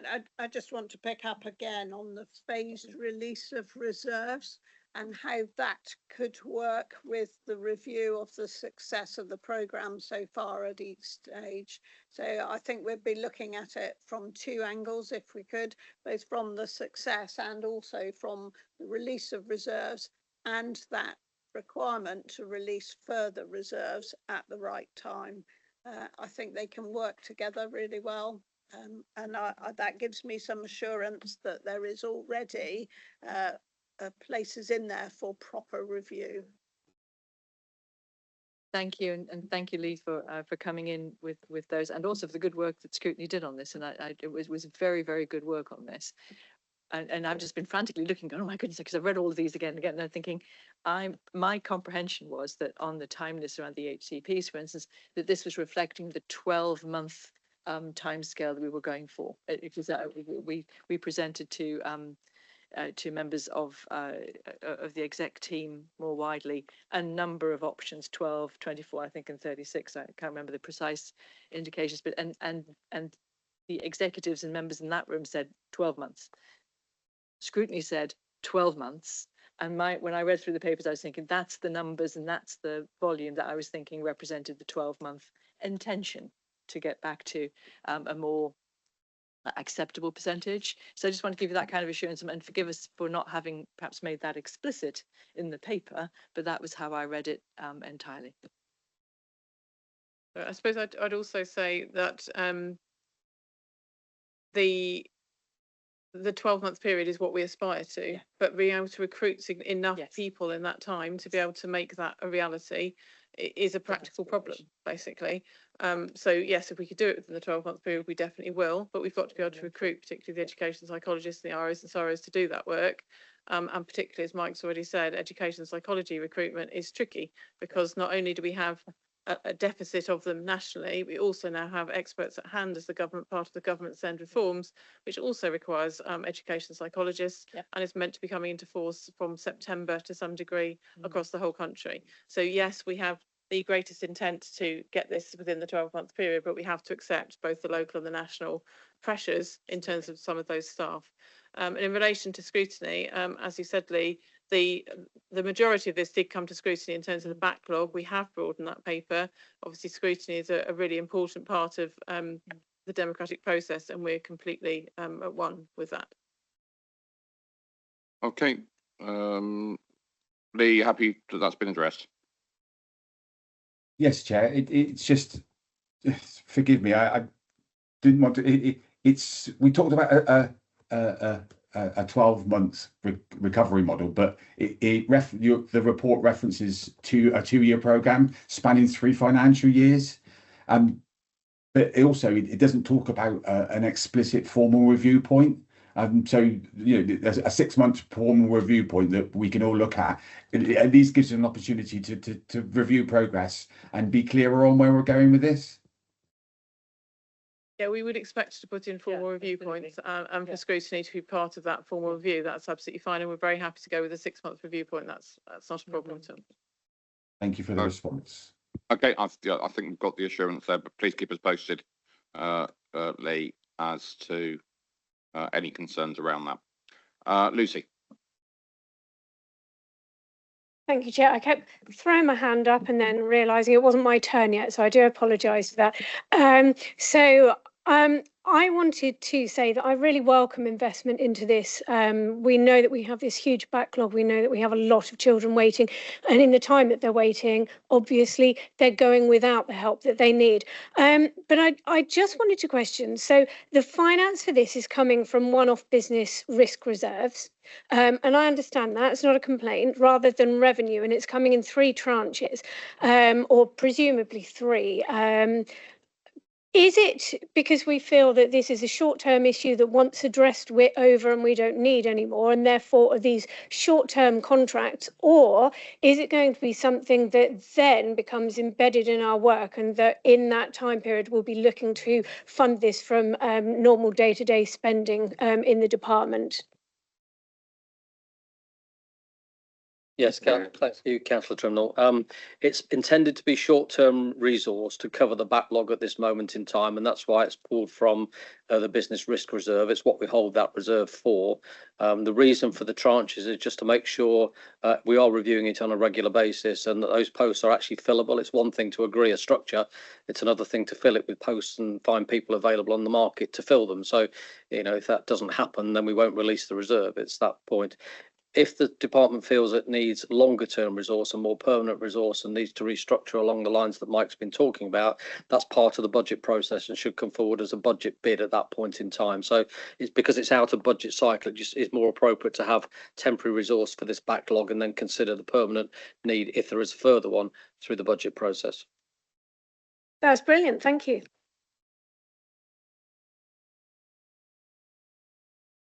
Sure, Clive's glowing with his brilliance. Thank you for that feedback. Diogo. Thanks, Chair. Just you did touch on it, but a reminder, because it's not in the report, that obviously full council did cross-party support the way forward as well, which was a positive thing. I've got some comments and a few questions, Chair, if I may. I do welcome the report. There's clearly no beating around the bush with it. It's been very honest, and I do welcome the honesty in the report, so that all members have a clear understanding of where we are and where we want to get to. So I genuinely really appreciate that. There are obviously lots of disappointing figures to read in there. We know about the education healthcare needs. The NEAT one is one that I perhaps wasn't so in tune with, or the data around that as well, which is really high figures for Somerset Council compared to regional neighbours and nationally as well. And I'm just wondering if there's somewhere we can get a bit more information and background around that, maybe not today, but if there's a report that we've missed as members or I've missed, I'd be really interested to get the detail behind that. I do feel like that we're firefighting on SEND, and reading the report, particularly the first few pages, genuinely made me really sad, because these are our children, and I haven't got kids, but I don't need to have kids to understand the pressures that families are under or what kids go through. And so reading it made me feel really sad for our children. And I genuinely think it's unforgivable that, and this is not me pointing blame, but hoping questions can be asked, I think it's generally unforgivable that we've allowed the SEND service to get to this sort of crisis point where we're having to find, and rightly so at this point, inject that £5 million just to try and deliver the statutory requirements of this authority. And I hope that questions are going to be asked. And that's one perhaps I will put to you, is how have you been able to establish how the SEND service has been able to reach this point? What checks were carried out or not carried out? Whether, is there the right oversight in place? Were the right questions asked? The right challenges made to officers or the service as well? Is there things that perhaps scrutiny, very good scrutiny, but is there things that scrutiny wasn't getting, could have been getting? I'm hoping there's things that we can learn and perhaps do things better, so we don't come to this point again in SEND or any of our services. So hoping you can give some information around that. Just on the 3-year funding, just out of interest, you will have that funding this year's risk reserve. Is it the case that when we look at the next year's budget, that the figure for next year's budget will be deducted from the risk reserve when setting the budget, or is it just if it comes out, it will come out, so it's not set in stone? Just wondering on that front. And around workforce pressures, which you've touched as well, it talks about pressures around sickness, absence, low morale, high levels of conflict, staff animosity as well. Again, really shocking to read that and understand that the service has gone to that level, because without our workforce, we are nothing in this authority. And whilst these are temporary measures, which hopefully will repair some of that and make it a bit easier for our workforce, these are temporary measures. And what I want is some confidence that this temporary investment is going to make long-term sustainable difference to our workforce in that service as well, beyond the 2 years. So perhaps you could respond to that. Having read some of the report, it talks about some of it, and maybe I misread on some of the appendices, about some of this kicking in September, and just wanting some clarity, just generally speaking, when are some of the measures going to be introduced, and when can we start seeing the difference that is going to be made? Because I appreciate it mentioned about taking 6 to 12 months to kick in, and we've talked about the scrutiny as well. And the last question I have, Chairman, is how does this temporary investment work alongside, or will it work alongside, the SEND reform and the experts at hand offer? When that comes forward, is whatever comes forward from that going to be in addition to this temporary investment? And will that therefore potentially, provide the more permanent, sustainable improvements in our workforce and in our service? Right, I've logged quite a few of those questions. I will do my best to answer them. Worth just, I think, starting with the workforce. So it was good that Councillor Potts-James mentioned the fact we've got a very hard-working workforce. We absolutely do, and we've shared these plans with the workforce, and I'm sure Fee will jump in here. They very much welcome what we're setting out. It gives staff the confidence that under these new arrangements, we now have a real opportunity to address the statutory compliance issues that we're facing, because it is demoralising for staff. Now, they're working as hard as they can, but they know they just simply don't have the capacity. There is that management layer to support them to be able to do what they need to do. So it has been quite demoralising for staff who are all very passionate about what they do. They don't, they come here to do a good job. They love the work, but they're not enjoying the pressure of it at the moment and the complaints that are coming in. So I feel, that I think is a really good platform to start from. And as I say, having shared these plans with staff when the press release went out on Friday, it was very much welcome. I mean, I think it's to that, Fee. So a few months back, we've for a while we've started to have conversations with staff and recognising, acknowledging the pressures, and looking for workarounds as a kind of interim measure. And they've been really supportive and helpful in terms of suggesting ways that would work better. So where there has been conflict, I think by putting it all on the table and recognising and acknowledging this isn't working, we're a team and we want to do the best for our children and our families. What can we collectively do? It's a really positive step to bringing the team across both phases together and looking for the solution. So I think that was really positive. And we also reflected on what worked previously in the old structure, and not all of it did work. But there were things that did work. So what can we learn from the changes that we've made and the things that have worked in the past? And that's what we've kind of built the proposed new structure on. So I think our staff have been very much part of that. The reality is, SEND is always pressured. It's not that it's suddenly got more pressured. It has, but it's always been difficult. And staff typically are really resilient and manage that really well. This is just another level, and so we need to be working in a very different way. So just picking up on some of the other questions, in terms of how did we get to this point, I mentioned in my summary the issues around capacity, structures and rising demand. They've all contributed to where we've got to, and things have escalated quite quickly. And I think what we probably haven't had in place is that performance oversight that we need, a rigorous analysis of all those measures to make sure that we are on top of the tracking and monitoring of how we deliver these services, and that is something we'll have in place going forward. So yeah, there may be further history that perhaps Claire and others can comment on, but I think those are the key reasons for why we are where we are at the moment. And in terms of your question about NEETs, In Appendix 3, there is a supplementary paper which deals with the NEET issue and agenda and all the work we're doing around that. If there's more information you need, then very happy to talk to you about that. But hopefully most of it is in that supplementary paper, which is in Appendix 3. And yet, have I missed anything else? What were there any other questions I've missed? Sorry. There was the one about when will it actually start to kick in and when will we start seeing those improvements? So it'll kick in effectively straight away. You know, we are literally, once this decision has been made, then we have got plans in place to go forward with the recruitment of the staff, with the contracting the agency staff in terms of EPs. But it will take time. You will not see a dramatic improvement in the next 3 months.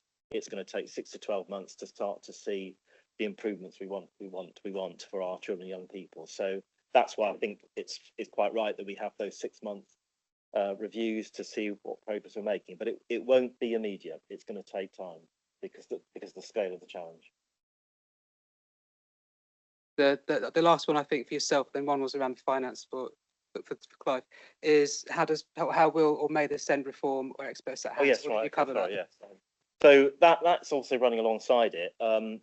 That in terms of the SEND reform plan, that's very much focusing on mainstream inclusion, so how we can support our mainstream schools to meet the needs of children with special education needs in those schools. And of course, if we get that right and we get the early intervention, then that will reduce the number of requests we have for EHC needs assessments, for example, and that will reduce the pressure on these services. But that again, we have a 3-year plan in place. It will take time for that to impact, but clearly it will impact because of the level of investment that's going in and the work we're doing around that. So medium to longer term, then I can see that having quite an impact. Thank you. Can I just ask Liz to come in and then Claire? Thank you, Chair. I suspect I'm probably going to say the same thing as Claire, which is that Somerset Council was, through the Learning Infrastructure Board, already working on, we were calling SEND units. I think they've got a better name nationally now. We have been working on that for some time, but we are working on lots of different timescales here because what government have put in place as the High Needs Stability Grant is about accumulated deficit, which is money already spent. And then we've also got the deficit management plan, which we were already working on before that.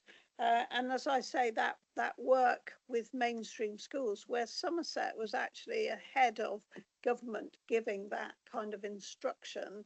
But it's really interesting to see figures in the Southwest compared with other parts of the country. So the figures I've got go back to 24-25, but in the Southwest, the average deficit per young person in the Southwest, the DSG, was £528. In London, it was £108.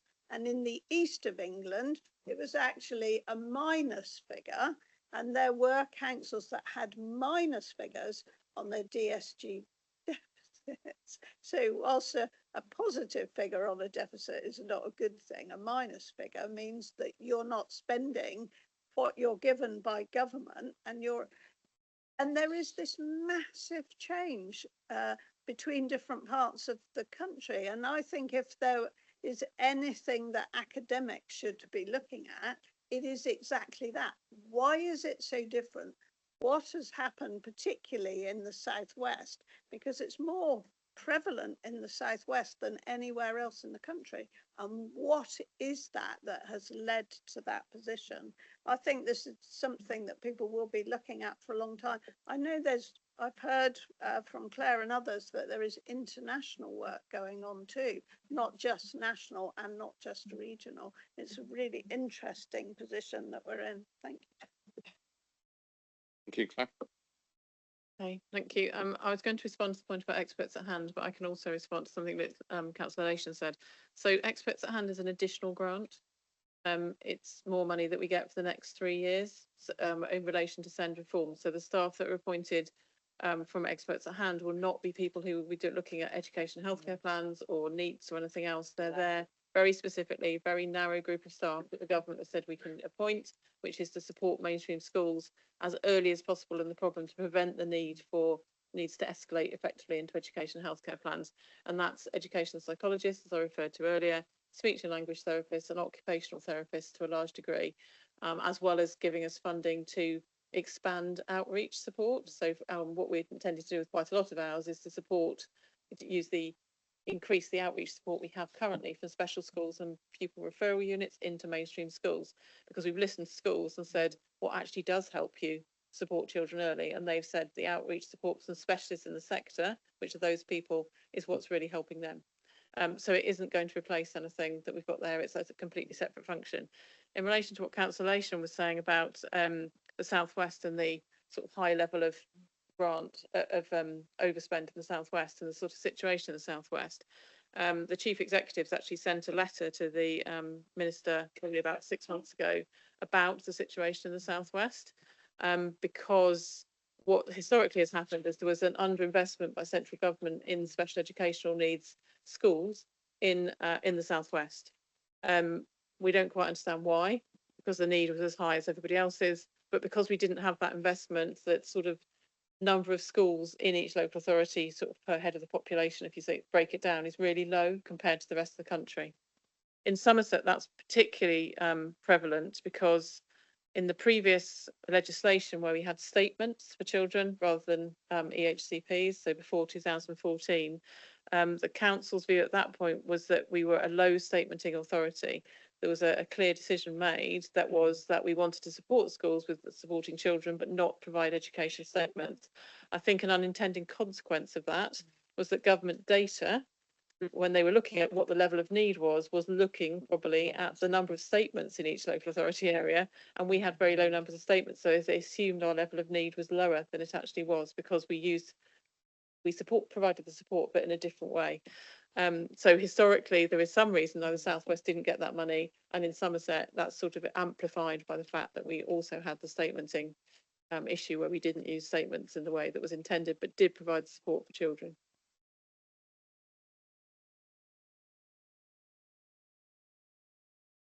Yeah, and I remember the extreme reluctance of the then Somerset County Council to provide statements when I was in the profession, and that I think we're feeling a large part of that legacy at the moment.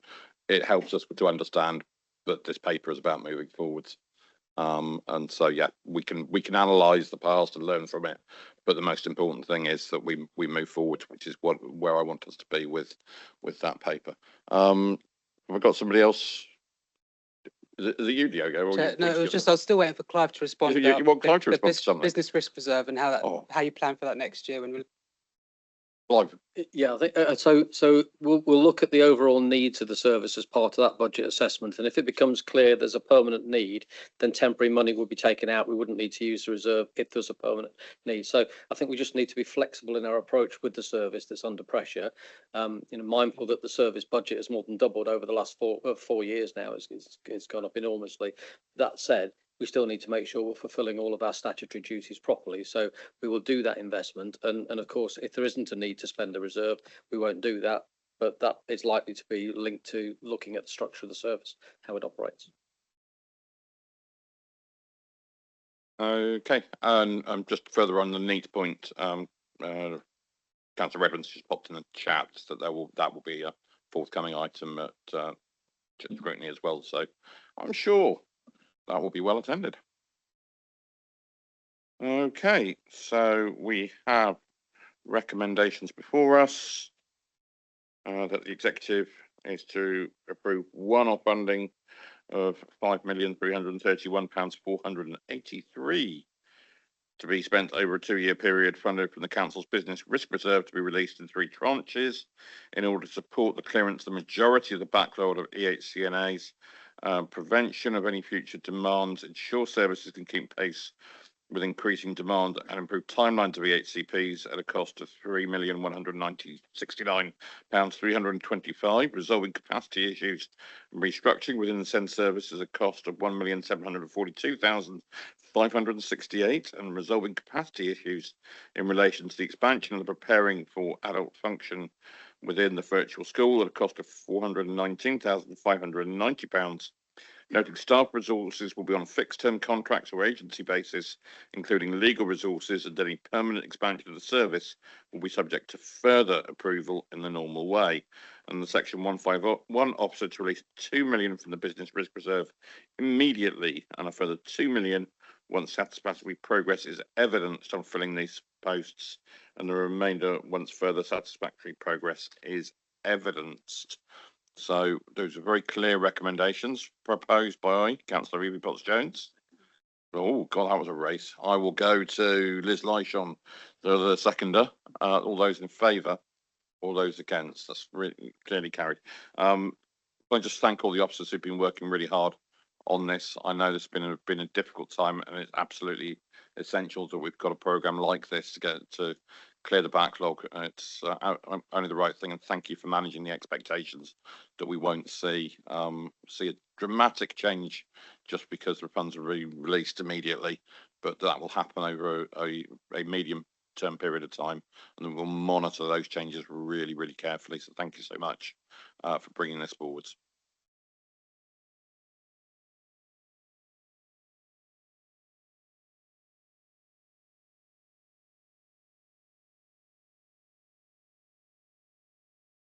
We have reached the point where we were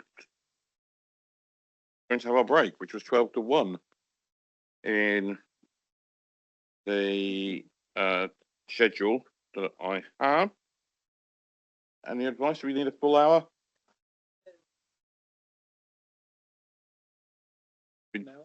Are we happy to have half an hour, and then we can just keep cracking on? Okay, so we will recommence at 12:30.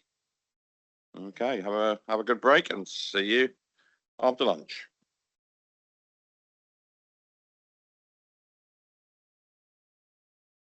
Okay, welcome back, and we're on item 11, which is the Treasury Management Year-End Report, and handing over to Councillor Liz Lishon to introduce the item. Thank you very much, Chair. As you'll see from this paper, it has already been to Audit Committee. It's with us today, and it will go to Full Council on the 15th of July. There are, in the recommendations, it makes it really clear why this is so important to us. So it has to be compliant with our own Treasury Management strategy. It has to be compliant with the SIPFA Code of Practice for Treasury Management. And we have the opportunity within the recommendations to note the reduction in borrowing costs have reduced that proportion of net revenue stream down to 6.97%, which is an improvement for us. I also want to say, how important this paper is, although it rarely results in much debate. And I want to thank the small Treasury Management team comprising Anton Sweet and Alan Sanford for the exceptional work that they do on behalf of this council. And if I may, Chair, hand over to our Section 151 officer. Thank you. Thank you, Liz. Over to Clive.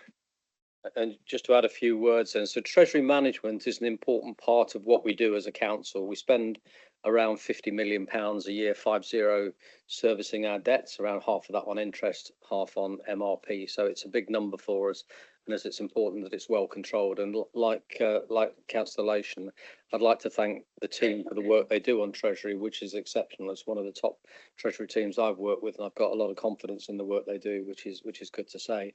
On page 146 of the pack, you'll see what Councillor Lishon was talking about in terms of the proportion of net revenue spent on servicing debt, and that's going down.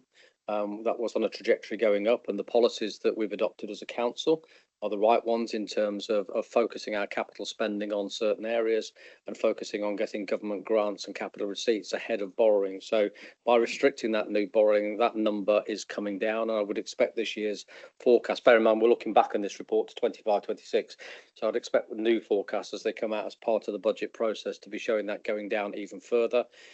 Also, though, bear in mind on there, the HRA, which you are aware of, the HRA numbers are going the other way. They're going considerably higher, up from 11% to 18% because of capital investment. And again, the warning I gave in my Section 25 report was if we got into difficulty in the HRA, if we're not there, but if, then we could cut back on that capital programme and rephase it in order to balance that. So there is a mechanism to control that. So that's why those two figures look a little bit odd. I would just like to highlight, which I never normally do really, the other side of things, which is the investment returns. And if you go to page 152 in your report, start to set out some of the investment returns there. We had at the start of the year 192 million invested, and at the end of the year we had 131 million invested. So considerable sums. This isn't spare cash lying around in the business that you know is a hidden pocket somewhere. This essentially is timing differences, because we get taxes in, we get government grants in up front. We can invest that money wisely and in the right way, and earn interest on that, which helps the revenue account as well. And the team are particularly good at that. And if you just flick down slightly further to a chart on page 154, you'll see that in terms of the return on investments compared with a global national benchmark, we are right towards the left-hand side. We're one of the highest earners, you know, in terms of what we get for our investments.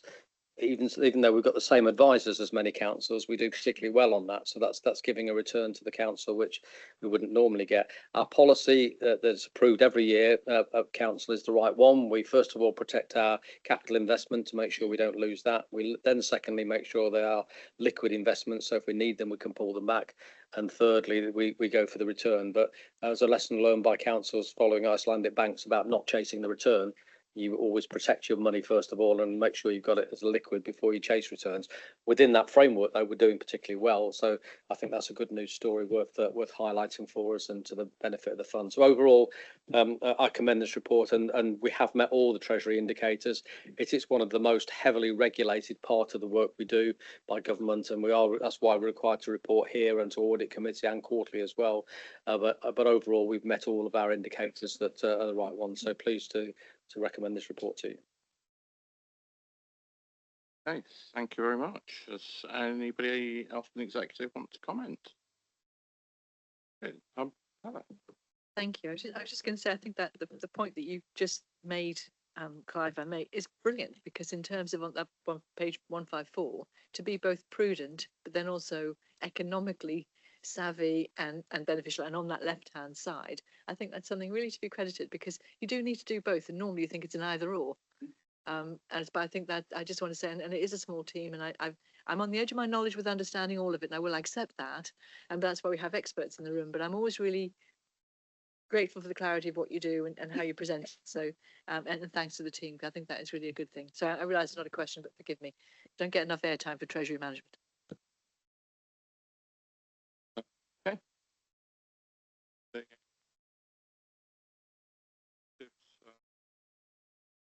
The terminal, I don't see. Well, I saw Lucy first, Dawn. You both caught my eye, but Lucy slightly before. Lucy.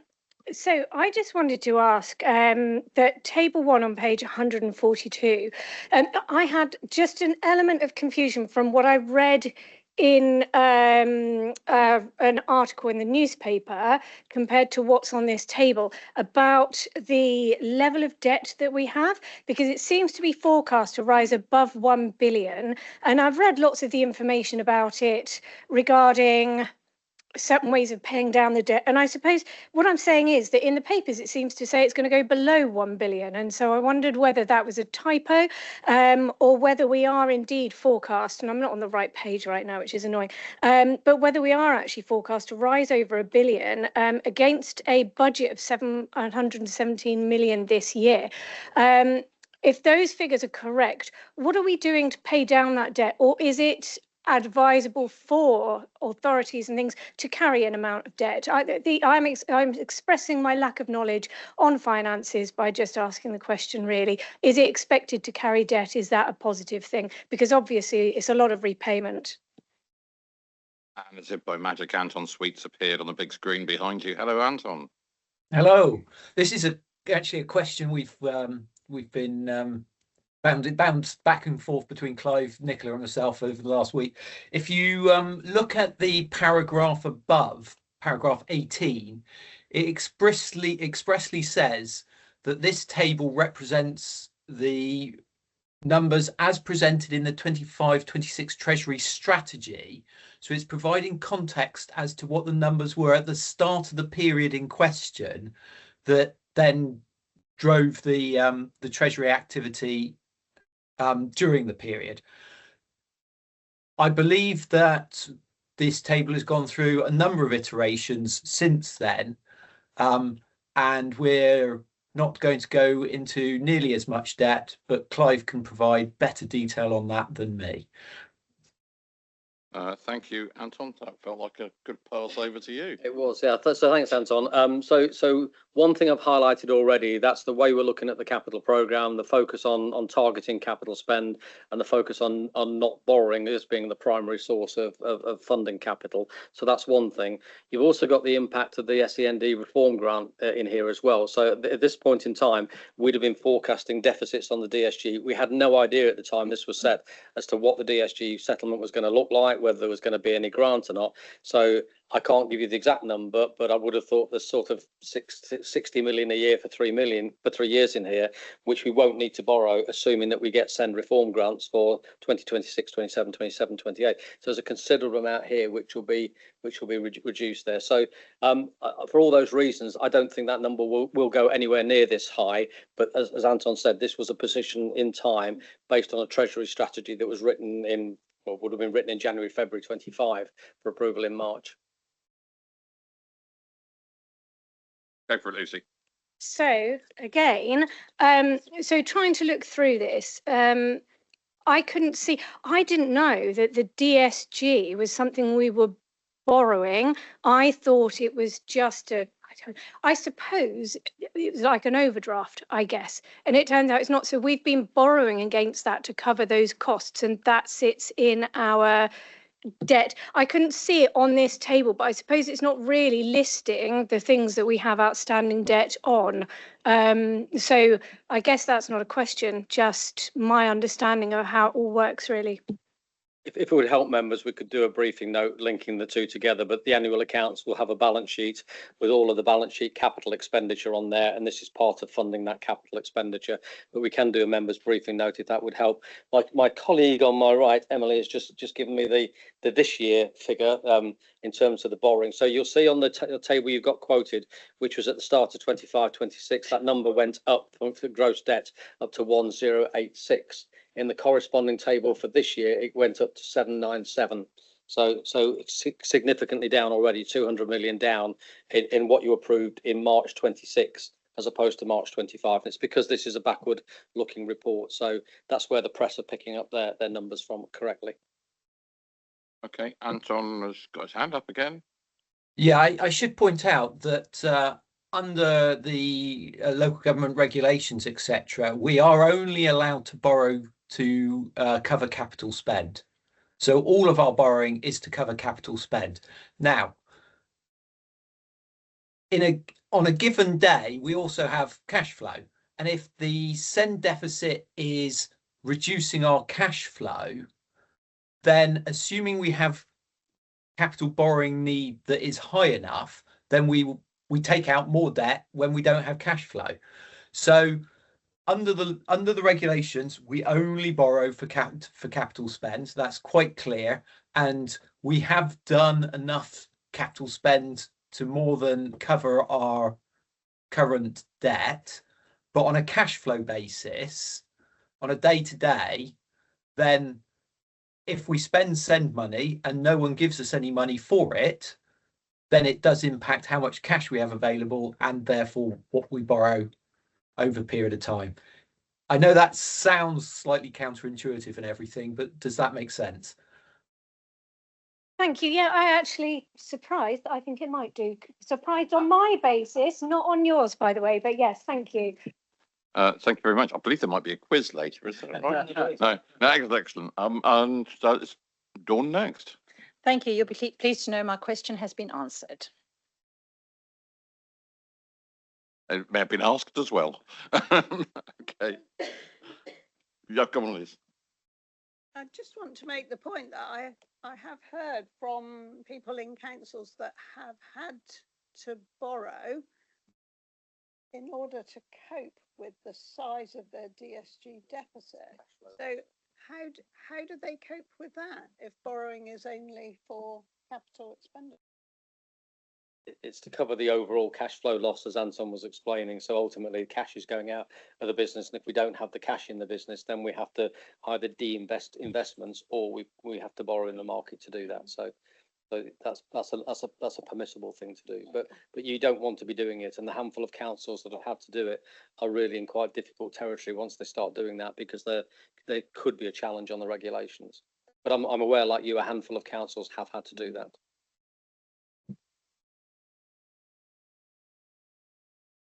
Sorry, while we're on this paper, the difference between capital financing requirement and external debt, can we just cover that, please?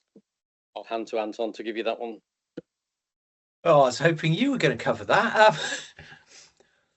So the capital financing requirement is effectively a budget measure. So that's when you set budgets and you deem that a portion of the capital spend will be covered by borrowing at a point in the future. That sets the capital financing requirement. Then we've got what we actually borrow. And some of that will be because the difference will be because there's a forward-looking element to the capital finance requirement. Effectively, you set up a capital financing requirement for the full scheme as soon as it's approved by council, whereas it can take, depending on the nature of the capital scheme, it can take years for the actual spend to take place and then the borrowing to be taken. So that's what the capital financing requirement looks at. It's an accounting measure as much as a treasury measure, but it does define the limit as to what we're allowed to borrow, as well as the limit that the authorised limit that council set as part of the Treasury prudential indicators. In reality, if we have cash in the system, we will use that cash first of all to avoid a borrowing need. And bear in mind, like anybody's mortgage versus investments, the investment income we earn will always be lower than the debt we'd have to pay. So if we can avoid the debt, that's a better use of money in the first place. So it's a rich mix of things that Anton and Alan do on a day-to-day basis that manages all this within the best envelope and within the policy. And actually, 31st of March is usually within our year. There is a cycle where, because of the cash flow of council tax being largely collected over 10 months, where we tend to pay down debt in the first half of the year and then retake it out later in the year. So usually the 31st of March is one of the high points in terms of our debt load for the year. And that wouldn't necessarily be clear in these papers, but it is a reality.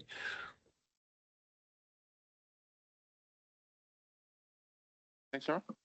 I just wonder, and again, I'm probably likely to put my foot in it here, whether people are kind of slightly maxing up capital requirement with debt portfolio, because the debt is the bit we've always got, which actually, look at the table too, is going down, the overall debt, which is a good thing. But the capital requirement is different, as you say. It's for things we're actually going to do.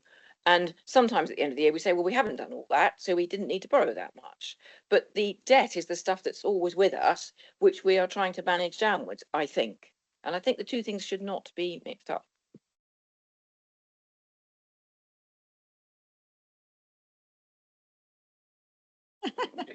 Sorry. It's a very good understanding. Okay, thank you very much, Sarah. Have you confused Lucy now? No, I think I had a new question, because I had sort of said, and it was mostly covered, about whether it's a good thing to carry debt. And obviously, actually, some of the things that we've heard now explain why you have to have an element of debt. But I'm wondering, what level of debt should a council with our budget of our size be looking to have? Or do we have more debt than we should? Or should we be looking to reduce that? Or should you always have a good chunk of debt to show you're working? there's no such thing as a good chunk of debt, but SITFA recommend that once your debt servicing costs go above 10% of your net revenue budget, you should look very closely. I'm aware that one of the authorities I used to work with, a very, very large one, they were up at 24% of their budget was spent on servicing debt, and that debt was nearly £4 billion. So, you know, it varies in different authorities, but 10% is usually seen as the benchmark. So we're operating now at about 6.7%. I would hope we can get that down further. That's excellent against the benchmark. So when we compare both the borrowing costs and the returns from investments, I think it's a good news story for us. Oh, go on then. Sorry to delay this further, but I think it's worth mentioning, as we became a unitary authority, that the HRA borrowing came in here. And I think it took a while for some of us to understand that whilst the affordability of the HRA borrowing must sit within the HRA general fund, the actual figures come within the borrowing for the unitary council. And so you put all 5 councils together and the HRA, and that is why the figure for the CFR and as well the borrowing figure are much higher now than when we were looking either as a county council or as an individual district council. The HRA is part of that. And some councils, when they did things like large-scale voluntary transfers, they used that money to pay down the debt, and many became debt-free as a result of that. So that was one of the benefits for those that had positive valuations on LSVT. Okay. So quiz question number 1 was which authority did Clive used to work? No, we won't do that one. So with no further questions, let's look at our recommendations. The executive notes the year-end position and all activity during the year was compliant with the approved treasury management strategy within the prudential indicators set out in the strategy. Notes the reduction in borrowing costs and for the general fund to 6.97% proportion of net revenue stream, which compares well with the SITFA recommended maximum of 10%. And approves the report as being compliant with the SITFA Code of Practice for Treasury Management and recommends it to full council at the next available meeting. See you in July for that one, on the 15th. That is proposed by Councillor Liz Lishon and seconded by Councillor Sarah Wakefield. And all those lead members in favour of it, please, and those against, that is clearly carried. And we move on to agenda item 12, the reserves policy 26-27 and our reserves position update. Liz Lishon to introduce, please. Thank you very much, Chair. I very much welcome this reserves policy coming to executive today. This is a kind of big box that we need to tick in our journey to stronger financial governance for this council. And I thank Clive Heafy very much for ensuring that this has been completed during his time with us. So if I may, I'd like to hand over to Clive for some more information on this and why it's so important. Thank you, Liz, for that. So what are reserves? Reserves are there effectively to cover off risk. And there is a framework that goes around reserves that's set up in the Local Government Finance Act 92, which requires that you as members, we as officers in advising you, have consideration of the level of reserves when setting a budget. When I do my Section 25 report, that also says that I've got to look at the adequacy of the reserves and make a comment on the adequacy, which you will have done. We've put in there the links to SITFA Bulletin 13 for anyone who wants to look deeply into this and look at technical bulletins.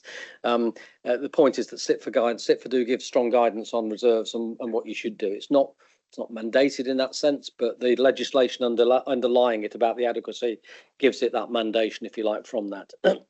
So we have regard when we're setting our budgets. There's the SITFA FM Code of Practice, which we've referred to in other forums, as it talks about a well-managed authority with a prudent approach to budgeting should be able to operate a level of general reserves appropriate to the risks, and that's what we do, and that's why we constantly look at them. The The types of reserves we look at, and this is on page 181, we maintain a general fund balance. That's the fund of last resort. That's where we go last of all for anything. It's a major thing like a COVID pandemic or flooding on a scale we've not seen before, or something of that kind of order would be the area where you'd look at for using that reserve. So that's the one we keep as the last resort. But we also have earmarked reserves, which I like to talk about as being jam jars on the mantelpiece. You know, we put reserves into little jam jars and holiday fund and whatever. But this is to so we use it for three main reasons. One is to cushion the impact of uneven cash flows. So election reserve is a good example because that's periodic expenditure. We try and smooth that out by putting into an election reserve in a year when we don't have elections, take it out when we do. That balances effectively the impact on the budget and cushions it. So it can also cushion the impact of unexpected events where we think things could be coming up. The business risk reserve, we've seen you making decisions on the use of that this morning. And there's other funds which we can use for service specific activities which might well be targeted. And those reserves can be restricted reserves. So we hold schools reserves on behalf of schools. We can't use those for anything. They're schools reserves to call on. Capital grants, etc. There's things that they have to be used for specific purposes. And they're unrestricted ones where we've got total flexibility and we can earmark and unearmark as we want. It's just within our flexibility to do so. And there's a list there of things that we do to look at in terms of why we hold those funds. What we're proposing here is that this is a formal reserves policy. We don't have one at the moment, so it has been noted by the external auditor that we don't have one. And in fact, one of the key recommendations, I think, with the approval of this policy can be closed off, assuming you approve it. But recommending in there that we also have a threshold now where reserves less than 5 million are down to the 151 officer to create and to use as required. Reserves above 5 million, which are more substantial, should be set up by the executive and come to you. So it gives an operational boundary there, which I think is a reasonable one and a pragmatic one. When we set a reserve, we also set what is that reserve for? How can it be used? Who can call on it? What are the criteria? The guidance from CITFA recommends we have all of this. And I'm saying in here that we are subject to a further review. In my tenure here, I've done some work in terms of reviewing and cleaning up the reserves, but we need a much bigger piece of work now for you as an executive to come back in the autumn time to look at the totality, to try and pull some of those small jam jars together into bigger jam jars so we actually have bigger collections of money. There's no point in managing tiny pots of money. We do have some reserves where frankly we don't understand why we had them. They're legacy reserves going back to legacy authorities, and when I ask officers what's that for, it'll be no idea. So there's a few of those in there too. So a bit of cleaning up work to do on this, but this policy then gives us the framework in which to set this up and how we're going to operate that. So happy to take any questions on that without going through the entirety of the report.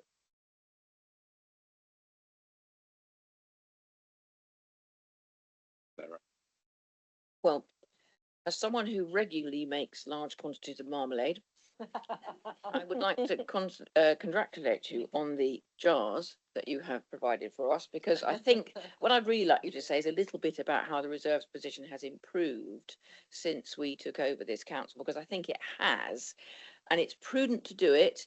We've faced a financial emergency. We've been through all sorts of things that have happened, but we are on track with more money in the bank or in the reserves than we had before. And I think that is something to be celebrated. So I'd just like you to just say a little bit about how it's improved. And thank you, Sarah. And yes, the reason I didn't talk about it is this is the policy, not the actual numbers. But nonetheless, I think our position on reserves is considerably healthier now than it was a couple of years ago before Maria started when I was here. So I think over that period of time, we've used our money wisely. Where we've had underspends, for instance, in the 25-26 budget, we put that money aside to support the 10% of send reform grant that was, or send liability for the council that we don't get. So that's prudently put that money aside, and we've done that for the future. We've built up the business risk reserve, and actually the fact we're able to call on it now is from a built up position rather than a run down position. So that feels a whole lot better. We've got the general contingency now, general fund contingency, up closer to the 10%. We're not quite there yet, but certainly a lot closer than it was before. So that's a good news story. And we're refreshing, as I say, all the reserves and what we've got them for and what we hold them for, encouraging colleagues as well to, if you have a reserve there, use the reserve, don't ask for more money and growth, use that reserve first. That's what it's there for. So I think we've got much more awareness around the organisation of where the reserves are. So I'm very pleased now overall with the council's position with regard to reserves. Just needs that little further nudge on the general one to get it back up over that 10% again. But that's part of the next year budget setting. And no longer just the back of the sofa. No longer down the back of the sofa. No, we don't keep any money down there anymore. We don't keep any marmalade there either. We don't.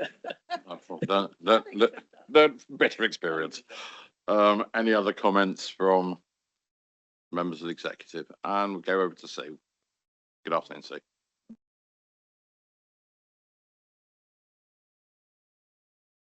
Thank you, Chairman.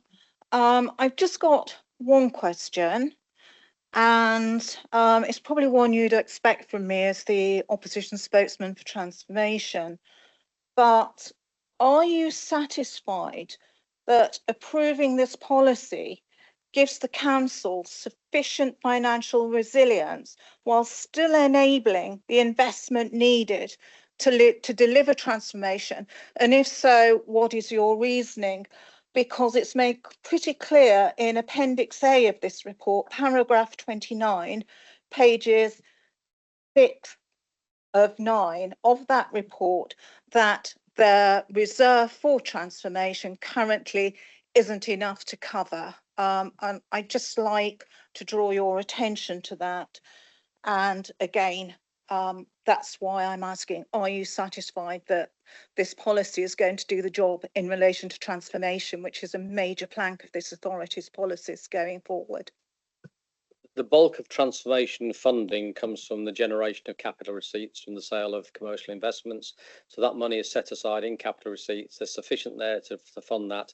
That's the bulk of the transformation money under what's called the flexible use of capital receipts scheme.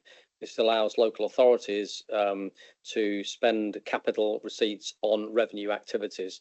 However, some things wouldn't qualify under that given the strict rules around it, and therefore we keep a revenue reserve as well that will support further transformation. That one could perhaps do with a little bolstering, but it's not the majority fund, it's the minority one. So I'm not overly concerned, and it doesn't undermine the reserves position. Okay, and as a supplementary, clearly that was drawn attention to, so there's obviously an issue with it, or it wouldn't have been stated in the report. But what are the key indicators that we as opposition spokesmen audit scrutiny when these reports go forward? What are going to be the key indicators that are going to tell us as members that the balance between building reserves and investing in transformation is actually working, particularly over the next 12 to 24 months? You'll get a lot of indicators of that, to be quite honest. In terms of the budget setting in the Section 25 report that I'm required to write, that will tell you my view on where our reserves lie across the piece, including transformation reserves and the adequacy of funding. So that's a primary source. And then the quarterly reporting that we do through this committee would also give you more source of information around that. You'll have the auditor's report, which if they've got concerns about the level of reserves, absolutely they would be expressing concerns in that as well, which will give you another indicator. The other thing to watch out for is if we're starting to use reserves in order to meet things like shortfalls in failure to meet savings or growth that we hadn't planned for, that's when alarm bells should start to go up, really, because as an authority, we need to be managing our spending within our income levels, and that's what we try to do. Reserves are there as a fallback position and no more than that. There may be specifics like the send work this morning where we're happy to release something to get temporary staff to clear a backlog situation, but anything else is dealt with through a budget position, as I outlined to Councillor Trimnall. It's through a budget position and through budget bids rather than through that kind of mechanism. So I wouldn't expect any general use of reserves to fund any shortfalls. It's a poor approach, and I'm sure that's one that both the auditor and MHCLG would comment on if we started to do that. So what you have seen is a build-up of reserves rather than a reduction in them. So as I say, I'm quite happy with the direction of travel at this moment. And finally, just one thing in terms of next steps and reporting back to this council. what are the plans or the proposals for reporting back to the council that it's a new policy, and as you've indicated, it's going to need some tweaks, but what are the next steps for reporting back to this council so you can see that the policy is working and is actually doing the job that you want it to do? The next particular step is to bring the report on all of the reserves to you, so you can see a complete refresh of those reserves. That will set for you a baseline position of where all of the reserves are, and I think it's important that you have that as members so that you can see that. And then the quarterly reporting after that will do it will always outline any call on reserves or payments into reserves. Both of those will be outlined, so you've got every possibility. And then the year-end report, you've got every possibility to look and examine those. So I think we're very transparent about the way we're operating this. Thank you, Chairman, for indulging me. You're very welcome. Anybody else?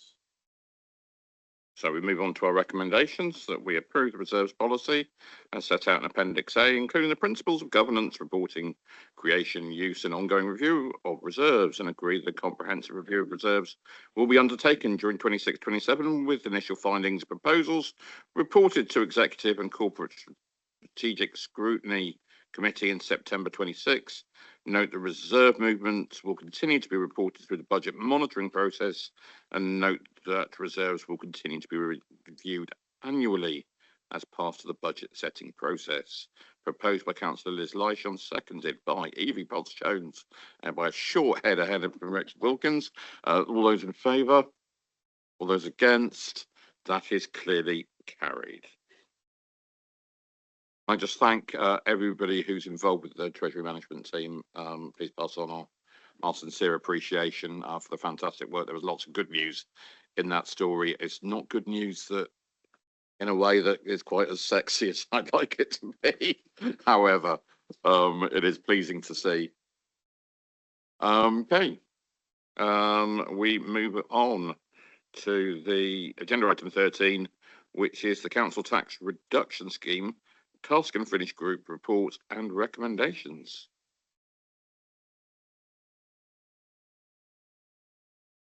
Do I need to sing a song for 2 minutes? Do I? Okay. There is an essential 2-minute break in proceedings. My apologies, folks.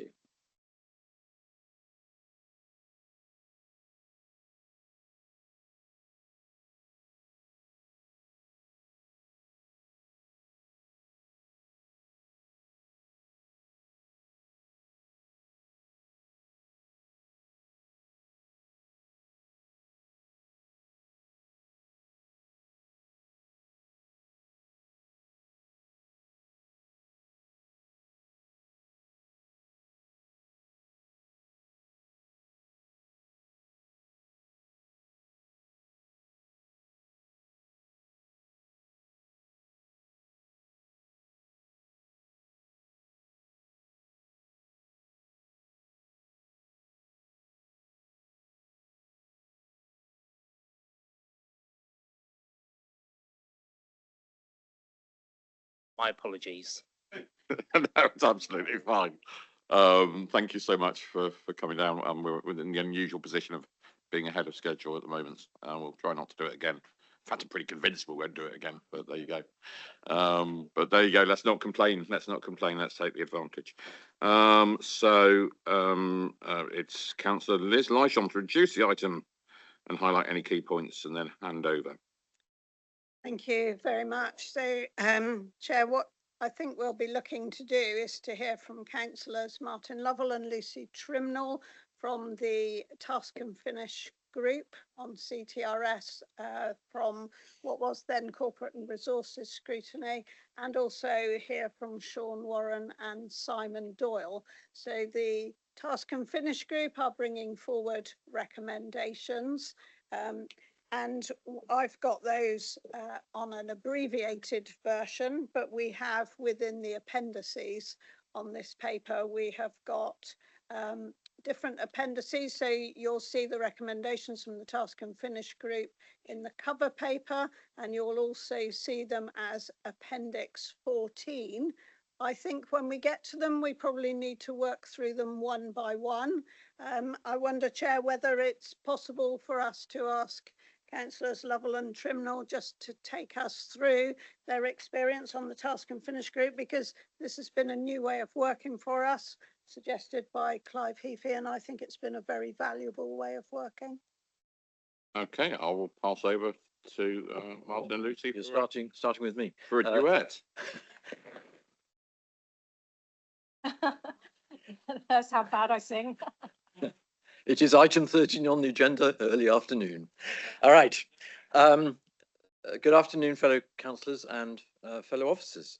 We're doing this as a double act. The main reason for that is over the period of the task and finish group, the phasing of the meetings meant that we had to, between us, chair proceedings. So we're sharing this introduction between us. So I'm doing the general bit to start with. The task, can you hear me quite clearly? Sorry, it's all working out. Task and finish group was established by the Corporate and Resources, now Corporate and Strategic Scrutiny Committee, at its meeting held on the 25th of November 25. It was to undertake a detailed review of the council tax reduction scheme and to develop a set of recommendations to inform the forthcoming consultation process. It is a review of considerable scale and importance given the financial significance of the scheme and its impact on residents across Somerset. The Task and Finish Group reported to the Scrutiny Committee, Corporate and Strategic, on the 10th of June 2026, and the Scrutiny Committee recommended that the group's recommendations go to Executive on Wednesday, the 1st of July, today. The approach taken by the group was a structured and evidence-led process over several meetings. Group members engaged positively with what is a complex and technical policy area. The group considered a wide range of evidence as presented in appendices, in the appendices of this report. And this includes officer briefings, financial modelling, benchmarking against other authorities, and feedback from stakeholders. As co-chair of the group, I'm proud to acknowledge the constructive way in which members work together. There were differing views at times, but discussions remained focused and balanced, with a shared objective of identifying options to strike the right balance between fairness, affordability and sustainability. We are very grateful to acknowledge the support provided by our interim Section 151 officer and revenues and benefits officers. The quality of information, technical advice and modelling enabled the group to understand fully the implications of the different options presented. We valued external input given, particularly from Citizens Advice Somerset, whose evidence helped bring a real-world perspective to the discussions and ensured that the group remained mindful of the experience of residents, especially those in financial hardship. This report represents the outcome of this collective work and is being presented to this committee for consideration before moving forward, subject to approval to the next stage of the governance process.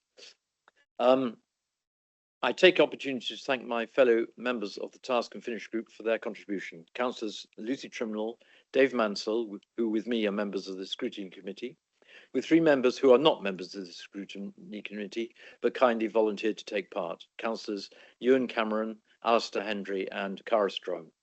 I will now pass to my co-chair, Lucy Trimnell, to introduce the recommendations before us at this meeting. Thank you. Thank you. So you've got the information in the papers. Just to point out that the proposed changes to council tax reduction scheme represent a comprehensive package designed to ensure the scheme remains financially sustainable and aligned with universal credit while responding to legal uncertainty and rising costs. The report details all of the recommendations and the rationale behind each. And I can read out, if you want, the summary of the measures to be considered. But if I just go on to talk first, and then you can decide if you want to have that summary or not, about the actual task and finish. So I chaired the decision-making meetings where we debated which elements to put forward to the executive. Discussions were incredibly detailed and thorough over 5 hours of debate. And I'd first like to thank the officers Clive Heafy, Sean Warren, Simon Doyle and Tamsin Gold for their patient explanations and time while we deliberated the complexities of the issues and the options which we believed should be presented to the executive. The decision to hold this task and finish group arose as a result of the issue which came when people in receipt of limited capacity for work benefit transferred to universal credit, meaning they became eligible for paying council tax, which for many was unaffordable. The decision to recommend consultation to remove council tax obligation for this element of the payees, as it were, carries a cost of £4 million. Given the deeply fragile position of Somerset Council's finances, we therefore needed to look carefully at the whole programme of council tax reduction to find balancing changes which can be made to other elements in order to ensure this change does not impact the council's finances further. This was an ongoing reminder throughout the task and finish group. Our work had to ensure that cost neutrality could be achieved throughout this process and at the end of the process. We therefore recommended a raft of changes which could be or should be consulted on, which could offset the 4 million whilst ensuring we have a fair offer for residents who are struggling to afford costs. The consultation looked at a large range of help that is offered, and we worked on recommended the greatest range for the changes put forward. The executive will only be able to make a final decision that fits within the amounts and ranges that are consulted on. To ensure we provided the most flexibility for change, where we're consulting on reducing support, we offered to consult to the lowest amount we could go to, enabling space for increase where possible. And where we're looking at raising a limit, we've chosen to consult on the maximum we would be prepared to change to. That gives you the maximum flexibility in what you choose to take forward. This means that the recommendations will not necessarily reflect the eventual outcomes. So we're not consulting on fixed values, as it were. So the recommendations of the task and finish have already been improved by the Corporate and Strategic Scrutiny Committee, and are now here for you, the executive, to discuss and decide which, if not all, you would like to put forward to a public consultation this summer. The task and finish group will not be involved in the eventual changes. These will be made by the executive once the consultation responses have been analysed at their December meeting. Those final changes will later be presented to full council for member approval at December's meeting. So can I again thank the officers and members for their time and efforts during this process. And if you want, I'm happy just to give you a sort of a rough overview of the changes that were being made. Would you like that? So the key elements are: A, disregarding certain universal credit elements, so limited capacity for work RA, and transitional protection. Work-related activity, sorry. Do you know, it's been so much to learn in a short period of time, so apologies for that. To better support vulnerable residents, and this was a key driver for the full review of council tax reform. Removing existing local income disregards, earnings and disability where they duplicate national provision, changes to non-dependent deductions, balancing greater fairness through exemptions for certain households with increased contributions from others, and consider adjustments for larger families in response to national policy changes. And if I explain, that's the raising of the 2-child benefits cap, and whether we need to reflect that in what we're planning, basically in our when we're assessing those families. We currently have a 2-child cap on that. Do we extend that now to larger families? To offset the cost of these protections, the package relies on structural changes affecting all claimants, including A, reducing maximum support through revised discount bands from 100%, 50%, 20%, 5%, and 10% to 60%, 40%, and 20%, and removing the 4th level discount band, capping weekly entitlements of council tax relief to council tax band B liability for calculation purposes, and introducing a £5 minimum award to improve administrative efficiency. These key measures represent the primary mechanism for maintaining full cost neutrality, but involve a significant shift in policy, including moving away from a full 100% support for the lowest income households. And I suppose something that I would want to add, like I say, where there is flexibility in this, you have the opportunity as an executive now to decide, actually, we don't want to go down that low for the bands, for example, but we can offset that by changing another variable within that, if that makes sense to you. I think it's time the experts took over. If there's anything that you feel that you need to add. Thank you, Councillor Trimnall. What I would add for clarity is normally when we go for consultation on the council tax reduction scheme. It is a very targeted approach in terms of what is being consulted on for change. As you can see, there are a number of recommendations, probably higher than there would be at this point of consultation.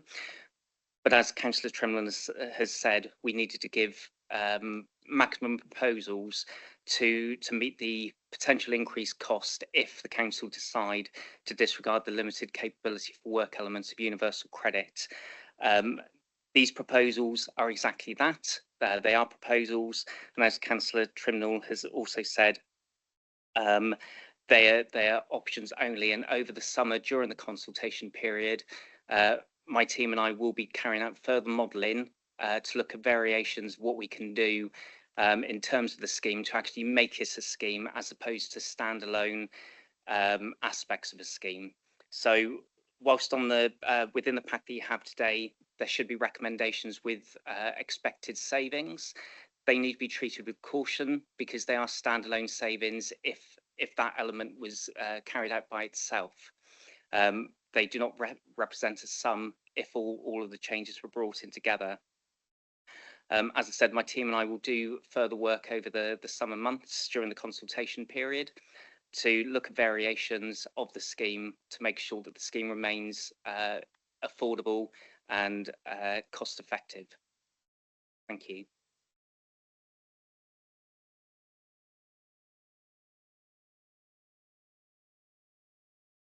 I don't know if you want to take Richard first. I want to go through these recommendations one at a time, please.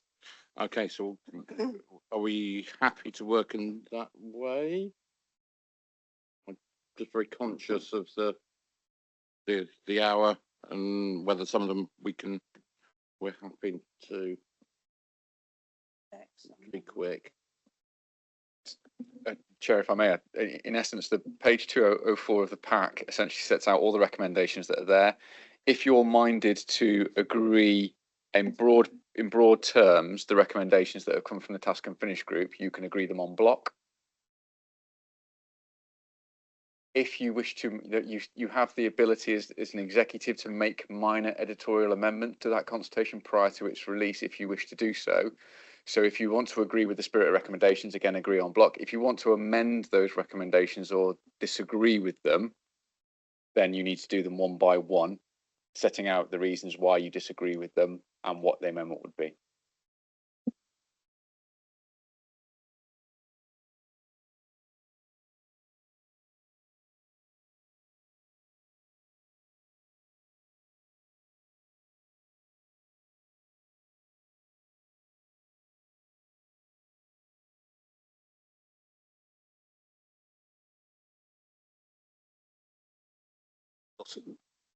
Not specifically, I just had a general question.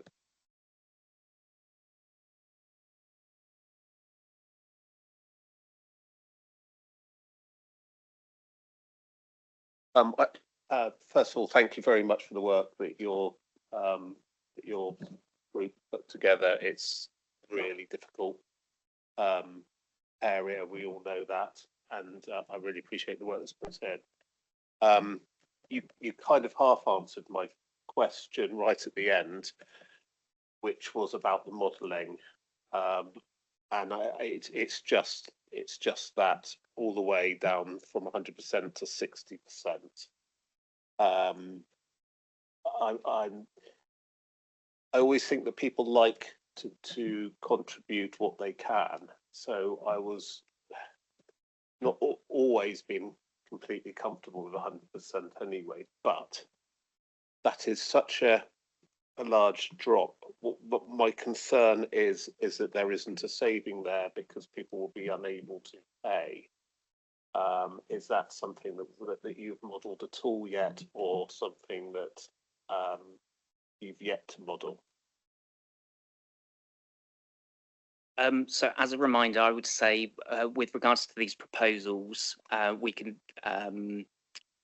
change these discount levels. We can increase those where it's affordable to do so. What we can't do is decrease on those. So, for example, we couldn't reduce the 60% to 40%, but we could increase the 60% to 75% during the consultation period.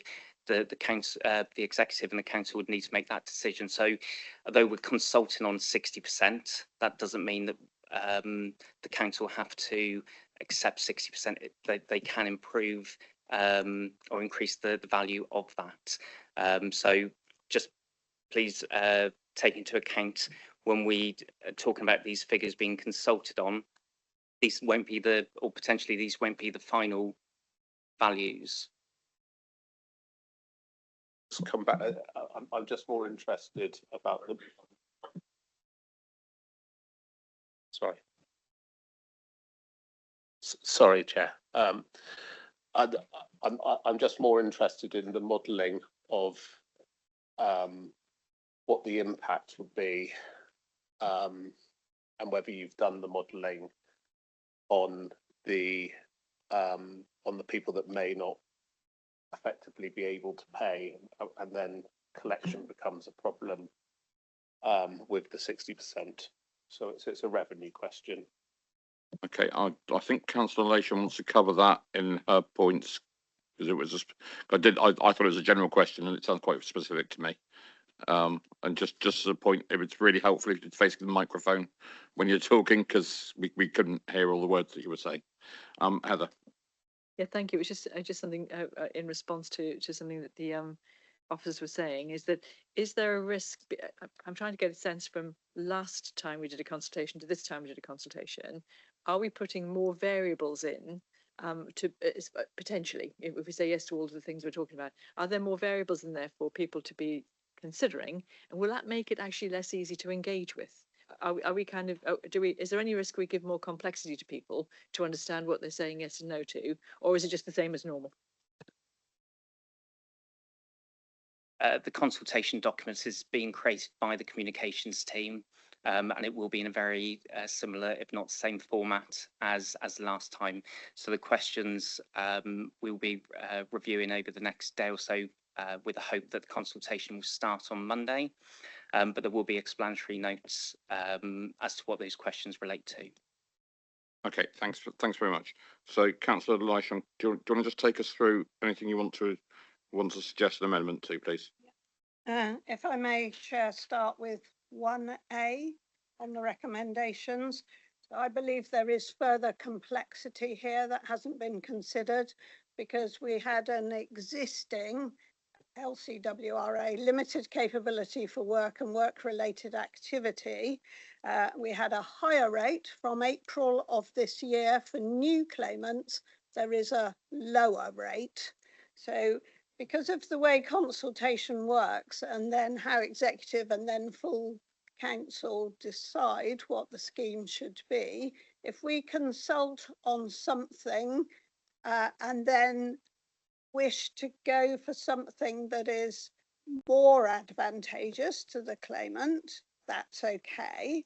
If we then want to go for something that is less advantageous, that is not okay.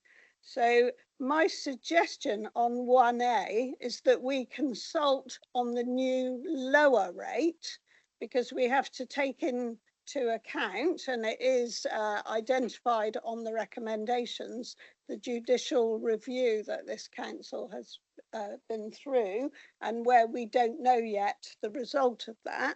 So my view is that if we consult on the lower rate and we ended up, because of the result of the judicial review, having to go to the higher rate, we can do that because it is more advantageous. If we consult on the higher rate and then wanted to go on the lower rate, we can't do that. So I think that we should consult on the new lower rate for limited capability for work and work-related activity. So that would be an amendment to the first recommendation.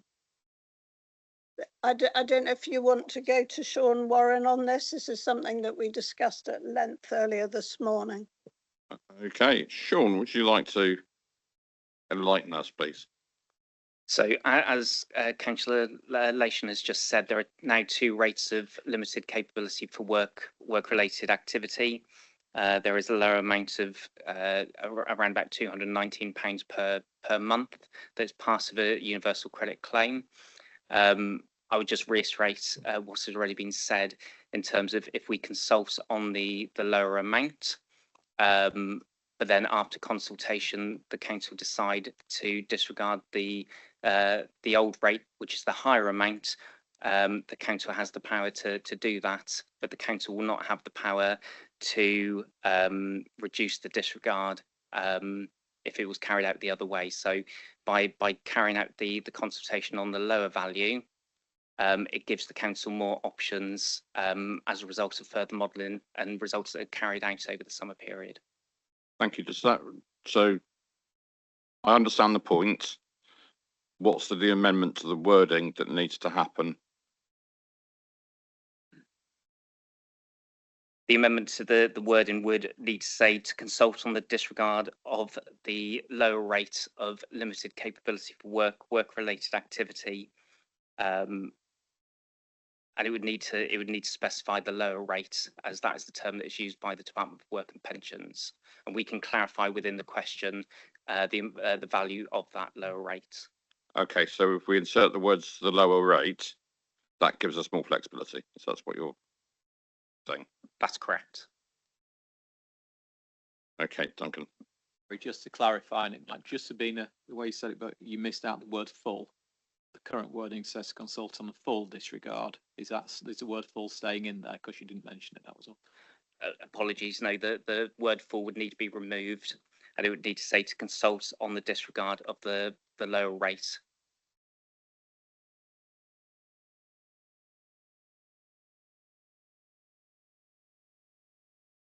So just going down the list, 1B as it stands on the transitional protection, 1C as it stands. Interesting that universal credit does have a disregard on earnings. 1D as it stands. 2B brackets 1 as it stands, because that is an amalgamation of 2A and 2B brackets 2. So as it stands. 3A, B and C and additional recommendation 6. So this is to consult on a reduction on the discount bands based on 60, 40 and 20% and removal of discount band 4, which is the 10%. Now this sounds, and I take on board Councillor Wilkins' concern, this sounds a big jump down. But I should make the point that if we were to agree 1A at the higher rate of LCWRA, it would need all of the top level to go down to 60%, then 40% and 20% in order to cover that additional cost. So I propose that we do go to consult on 60, 40 and 20%, losing the 10%. I've clarified, I believe, that if at the point in the future we wanted to put 10% back in for any reason, we could do that because it is more advantageous. So that 3A, B and C as it stands here, plus the additional recommendation 6, which is losing the 10% discount band. And then 6 and additional recommendation 4, reducing the maximum to band B, not band C. So I would go with consulting on that. Also recommendation 8A and 8B, apply the minimum weekly award of £5 a week, but not £2 a week. Because again, if we wanted to move from £5 a week to £2 a week as a minimum weekly award, that is more advantageous rather than less. So that can stay as it is. Then we get to the final one on my list here, which is additional recommendation 7, which is to increase household type to include 3 or more children and increase income thresholds by additional child element premium of universal credit. This did get complicated. It has not been modelled.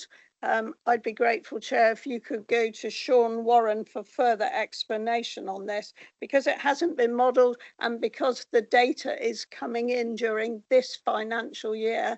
I don't have confidence to be able to say yes or no on this one at this stage. Thank you. And over to Sean for your technical analysis of Liz's amendment.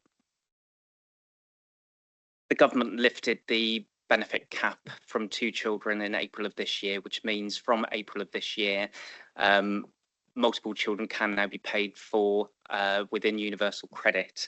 The council tax reduction scheme at this point in time has 6 household types, with the maximum being a single person with 2 children or more, or a couple with 2 children or more.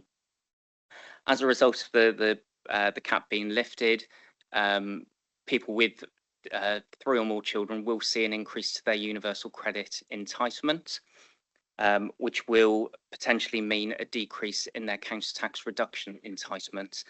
The expectation is that net people will be better off as a result of receiving the additional payment through universal credit, even with an expected increased contribution to their council tax liability. The reason we've not been able to carry out any modelling is, as I've said, it came in from April of this year. Universal credit is paid in arrears, and so we've only just started to receive, as a department, changes to people's universal credit awards. As I've said a number of times now, over the summer, we will carry out further modelling for all of the recommendations, and that will play a part of the modelling that is carried out.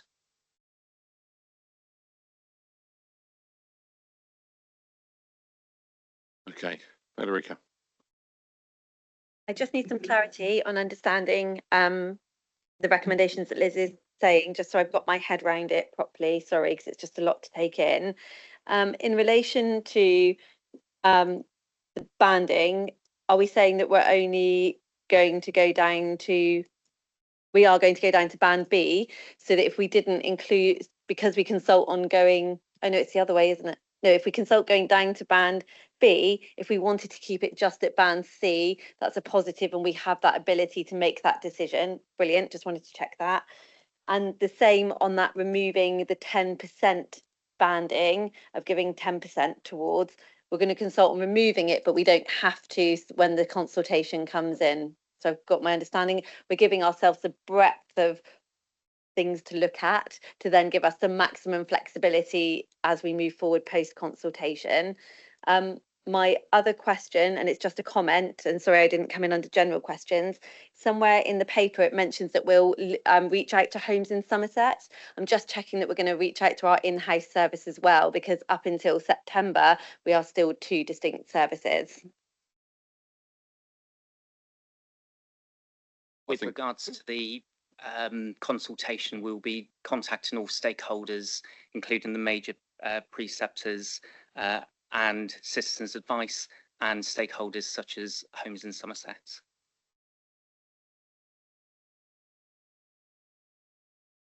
Okay, Lucy.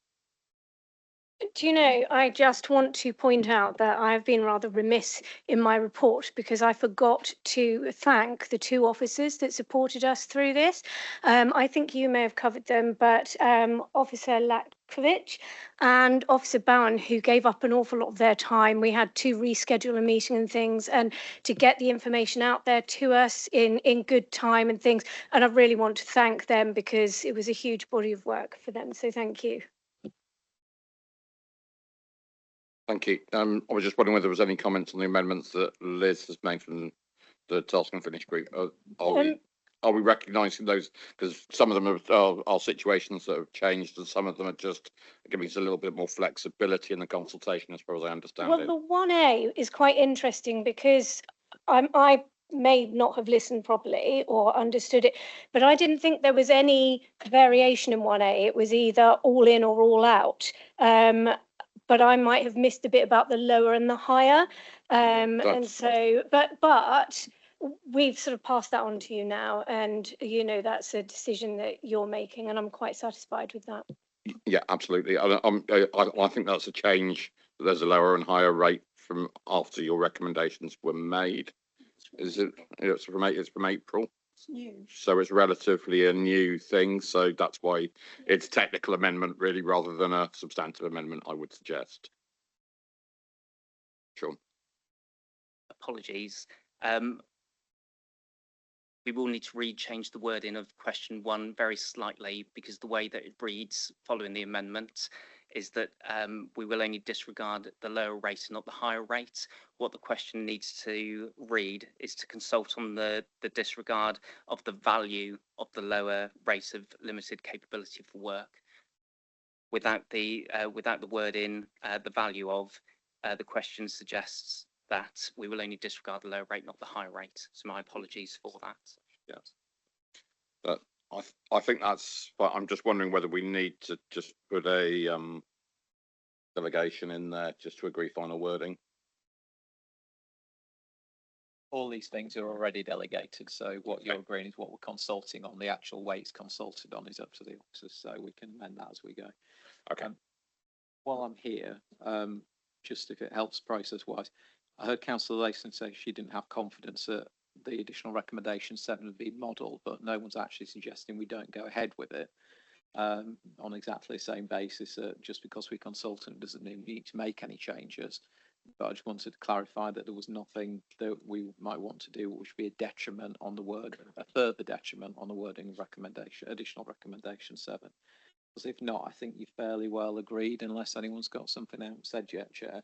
And the only other point I wanted to make, which I know Mr. Heafy's been making a lot in the meeting, and just picking up Councillor Smith-Roberts and very helpfully giving me the opportunity, so not particularly at you, but obviously the big determinant here is going to be within the funding available.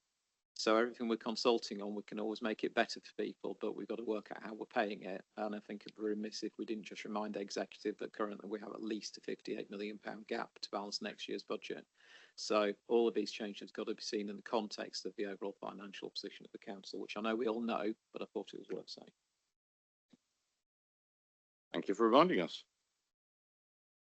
I think you've read it. Take that recommendation.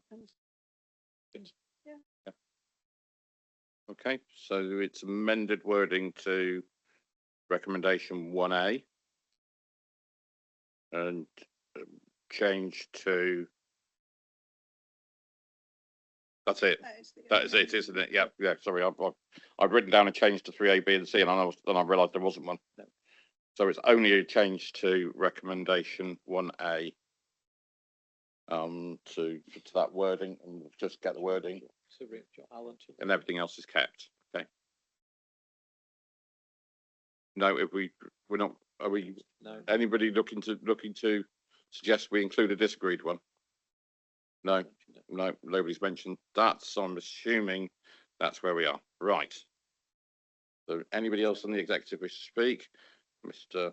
Jones would like to come in. So, Chair, just to clarify then, in short, with the exception of 1A, which you have partially agreed, and whilst in the precise wording is subject to kind of further clarification, and we can deal with that through delegation, essentially you're removing full from that, and you're also then you are adding the addition of consulting on the lower rate of limited capability for work. That is in essence the change you're making. The individual finesse of the words can be taken to the delegation, but that is the only change you're agreeing. Okay. Right, so I'm just trying to work out where I am in terms of running the meeting. I've checked everybody who wants to contribute. The executive has contributed, so I will go to Sue Osborne next.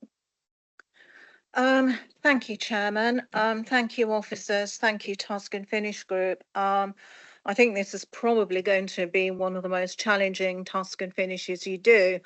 And I'm speaking as someone who was involved in the task and finish we did for South Somerset Council when council tax reduction schemes were passed down from central government to local authorities, and we had to do it from scratch. And it's not an easy exercise. You've probably done the easy part, which is deciding what you're actually going to go out to consultation on. The really hard bit is when the consultations come back in from residents, from stakeholders and from everybody else. And you then have to pare that down to a final decision. So it's not easy. If you could just clarify for me, please, because I was under the impression before I left, and I remember there was a debate on this, and and Mr. Heafy was there, about when the task, how far the task and finish would go with this. Would the task and finish cease at the moment of consultation? Or in the case of, as we did it with South Somerset, where the task and finish continued right to the end, sifted the evidence, and actually I think we did come up with some of the recommendations, but ultimately it was down to the district executive to decide what they were going to put forward to full council. So could you clarify as to, has the work of the task and finish group now finished, or will it go on to actually be involved in sifting those consultation responses and formalising or potentially making recommendations to executive draft, because executive will be making the final decision on this. So I just wanted clarification on that, because I remembered that discussion and I'm now not very clear as to how the task and finish is going to proceed. The other question I have on this as well is that it's a trade-off of, it's basically a trade-off, because I think you have to operate on a far stricter cost neutral basis than we did all those years ago. Things have changed so much since then. I hate to say it, but we probably had it a lot easy, not necessarily easier, but possibly we had more options in those days than we do now. So my question to exec would also be, how are you going to ensure that the consultation presents the options in a very balanced way, and it clearly explains the trade-off to residents, because you can't always have everything, and in this one you can't. So how are you going to clearly explain that there are going to be trade-offs involved, and how are you going to reach those residents who will be the most effective and potentially also the most difficult to reach as well, to ensure that the final decision you do make is based on robust and representative evidence, so you can actually robustly respond to challenges, whether it's individual groups or it's judicial review.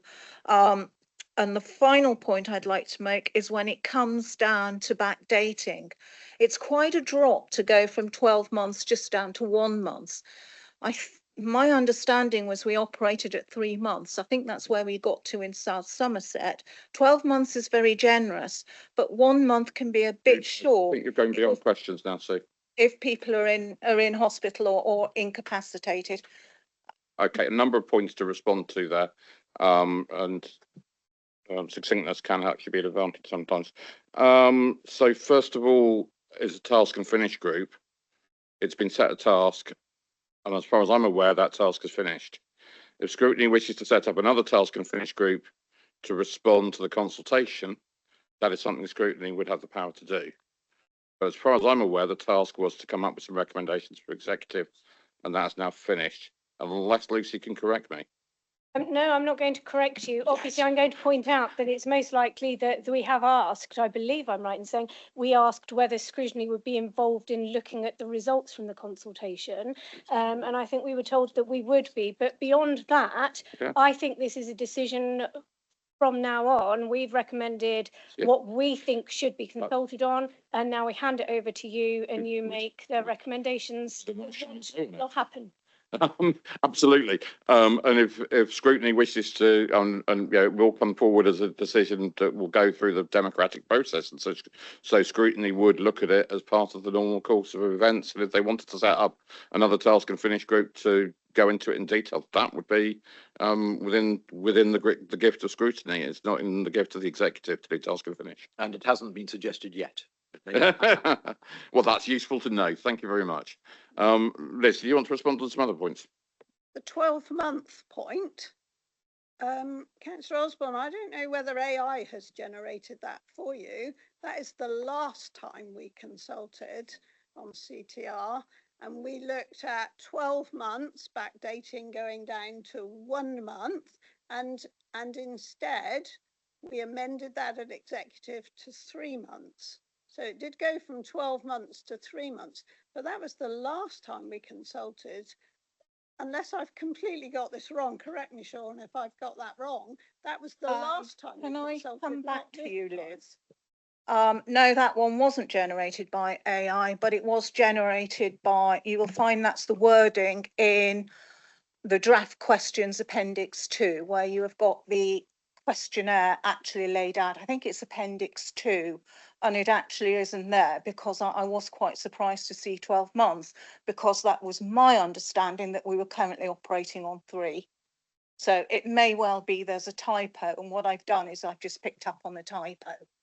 Okay. My guess is that's left over from the last consultation.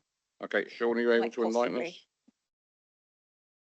As part of the recommendations or proposals, when we were working through the exercise, backdating was referred to, but it wasn't picked up as a proposal moving forward. So I don't have the appendix in front of me, but it may be referenced because it was a consideration for part of the proposals as part of the task and finish group.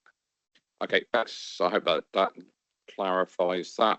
And on the point around the engagement, we have an engagement policy that we follow, which lies with the comms team. I'm sure if you've got any further questions, the officers will be delighted to help you to understand that further.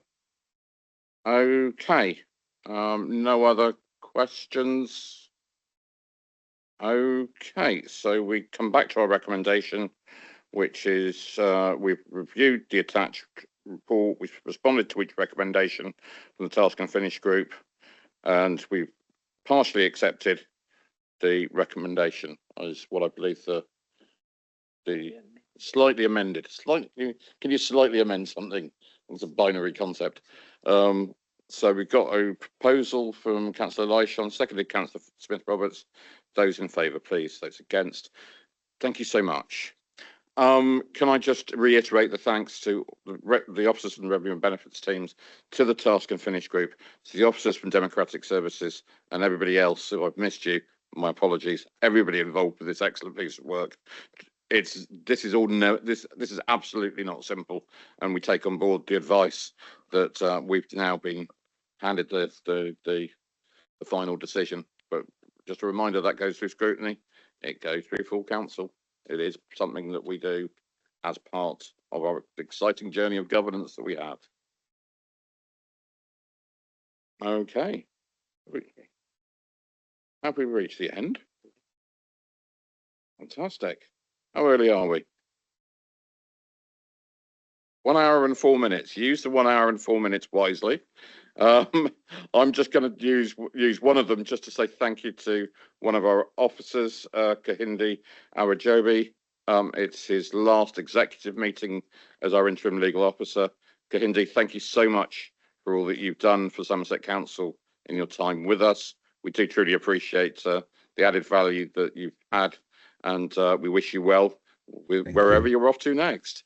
Thank you very much. It's been fun. It's been a pleasure. Thank you for the opportunity. Please tell lots of people that it's fun working at Somerset Council. Well, on that note, thank you very much, everybody, for your contributions and attendance today. Wish you a safe journey home and declare the meeting closed at 4 minutes to 2.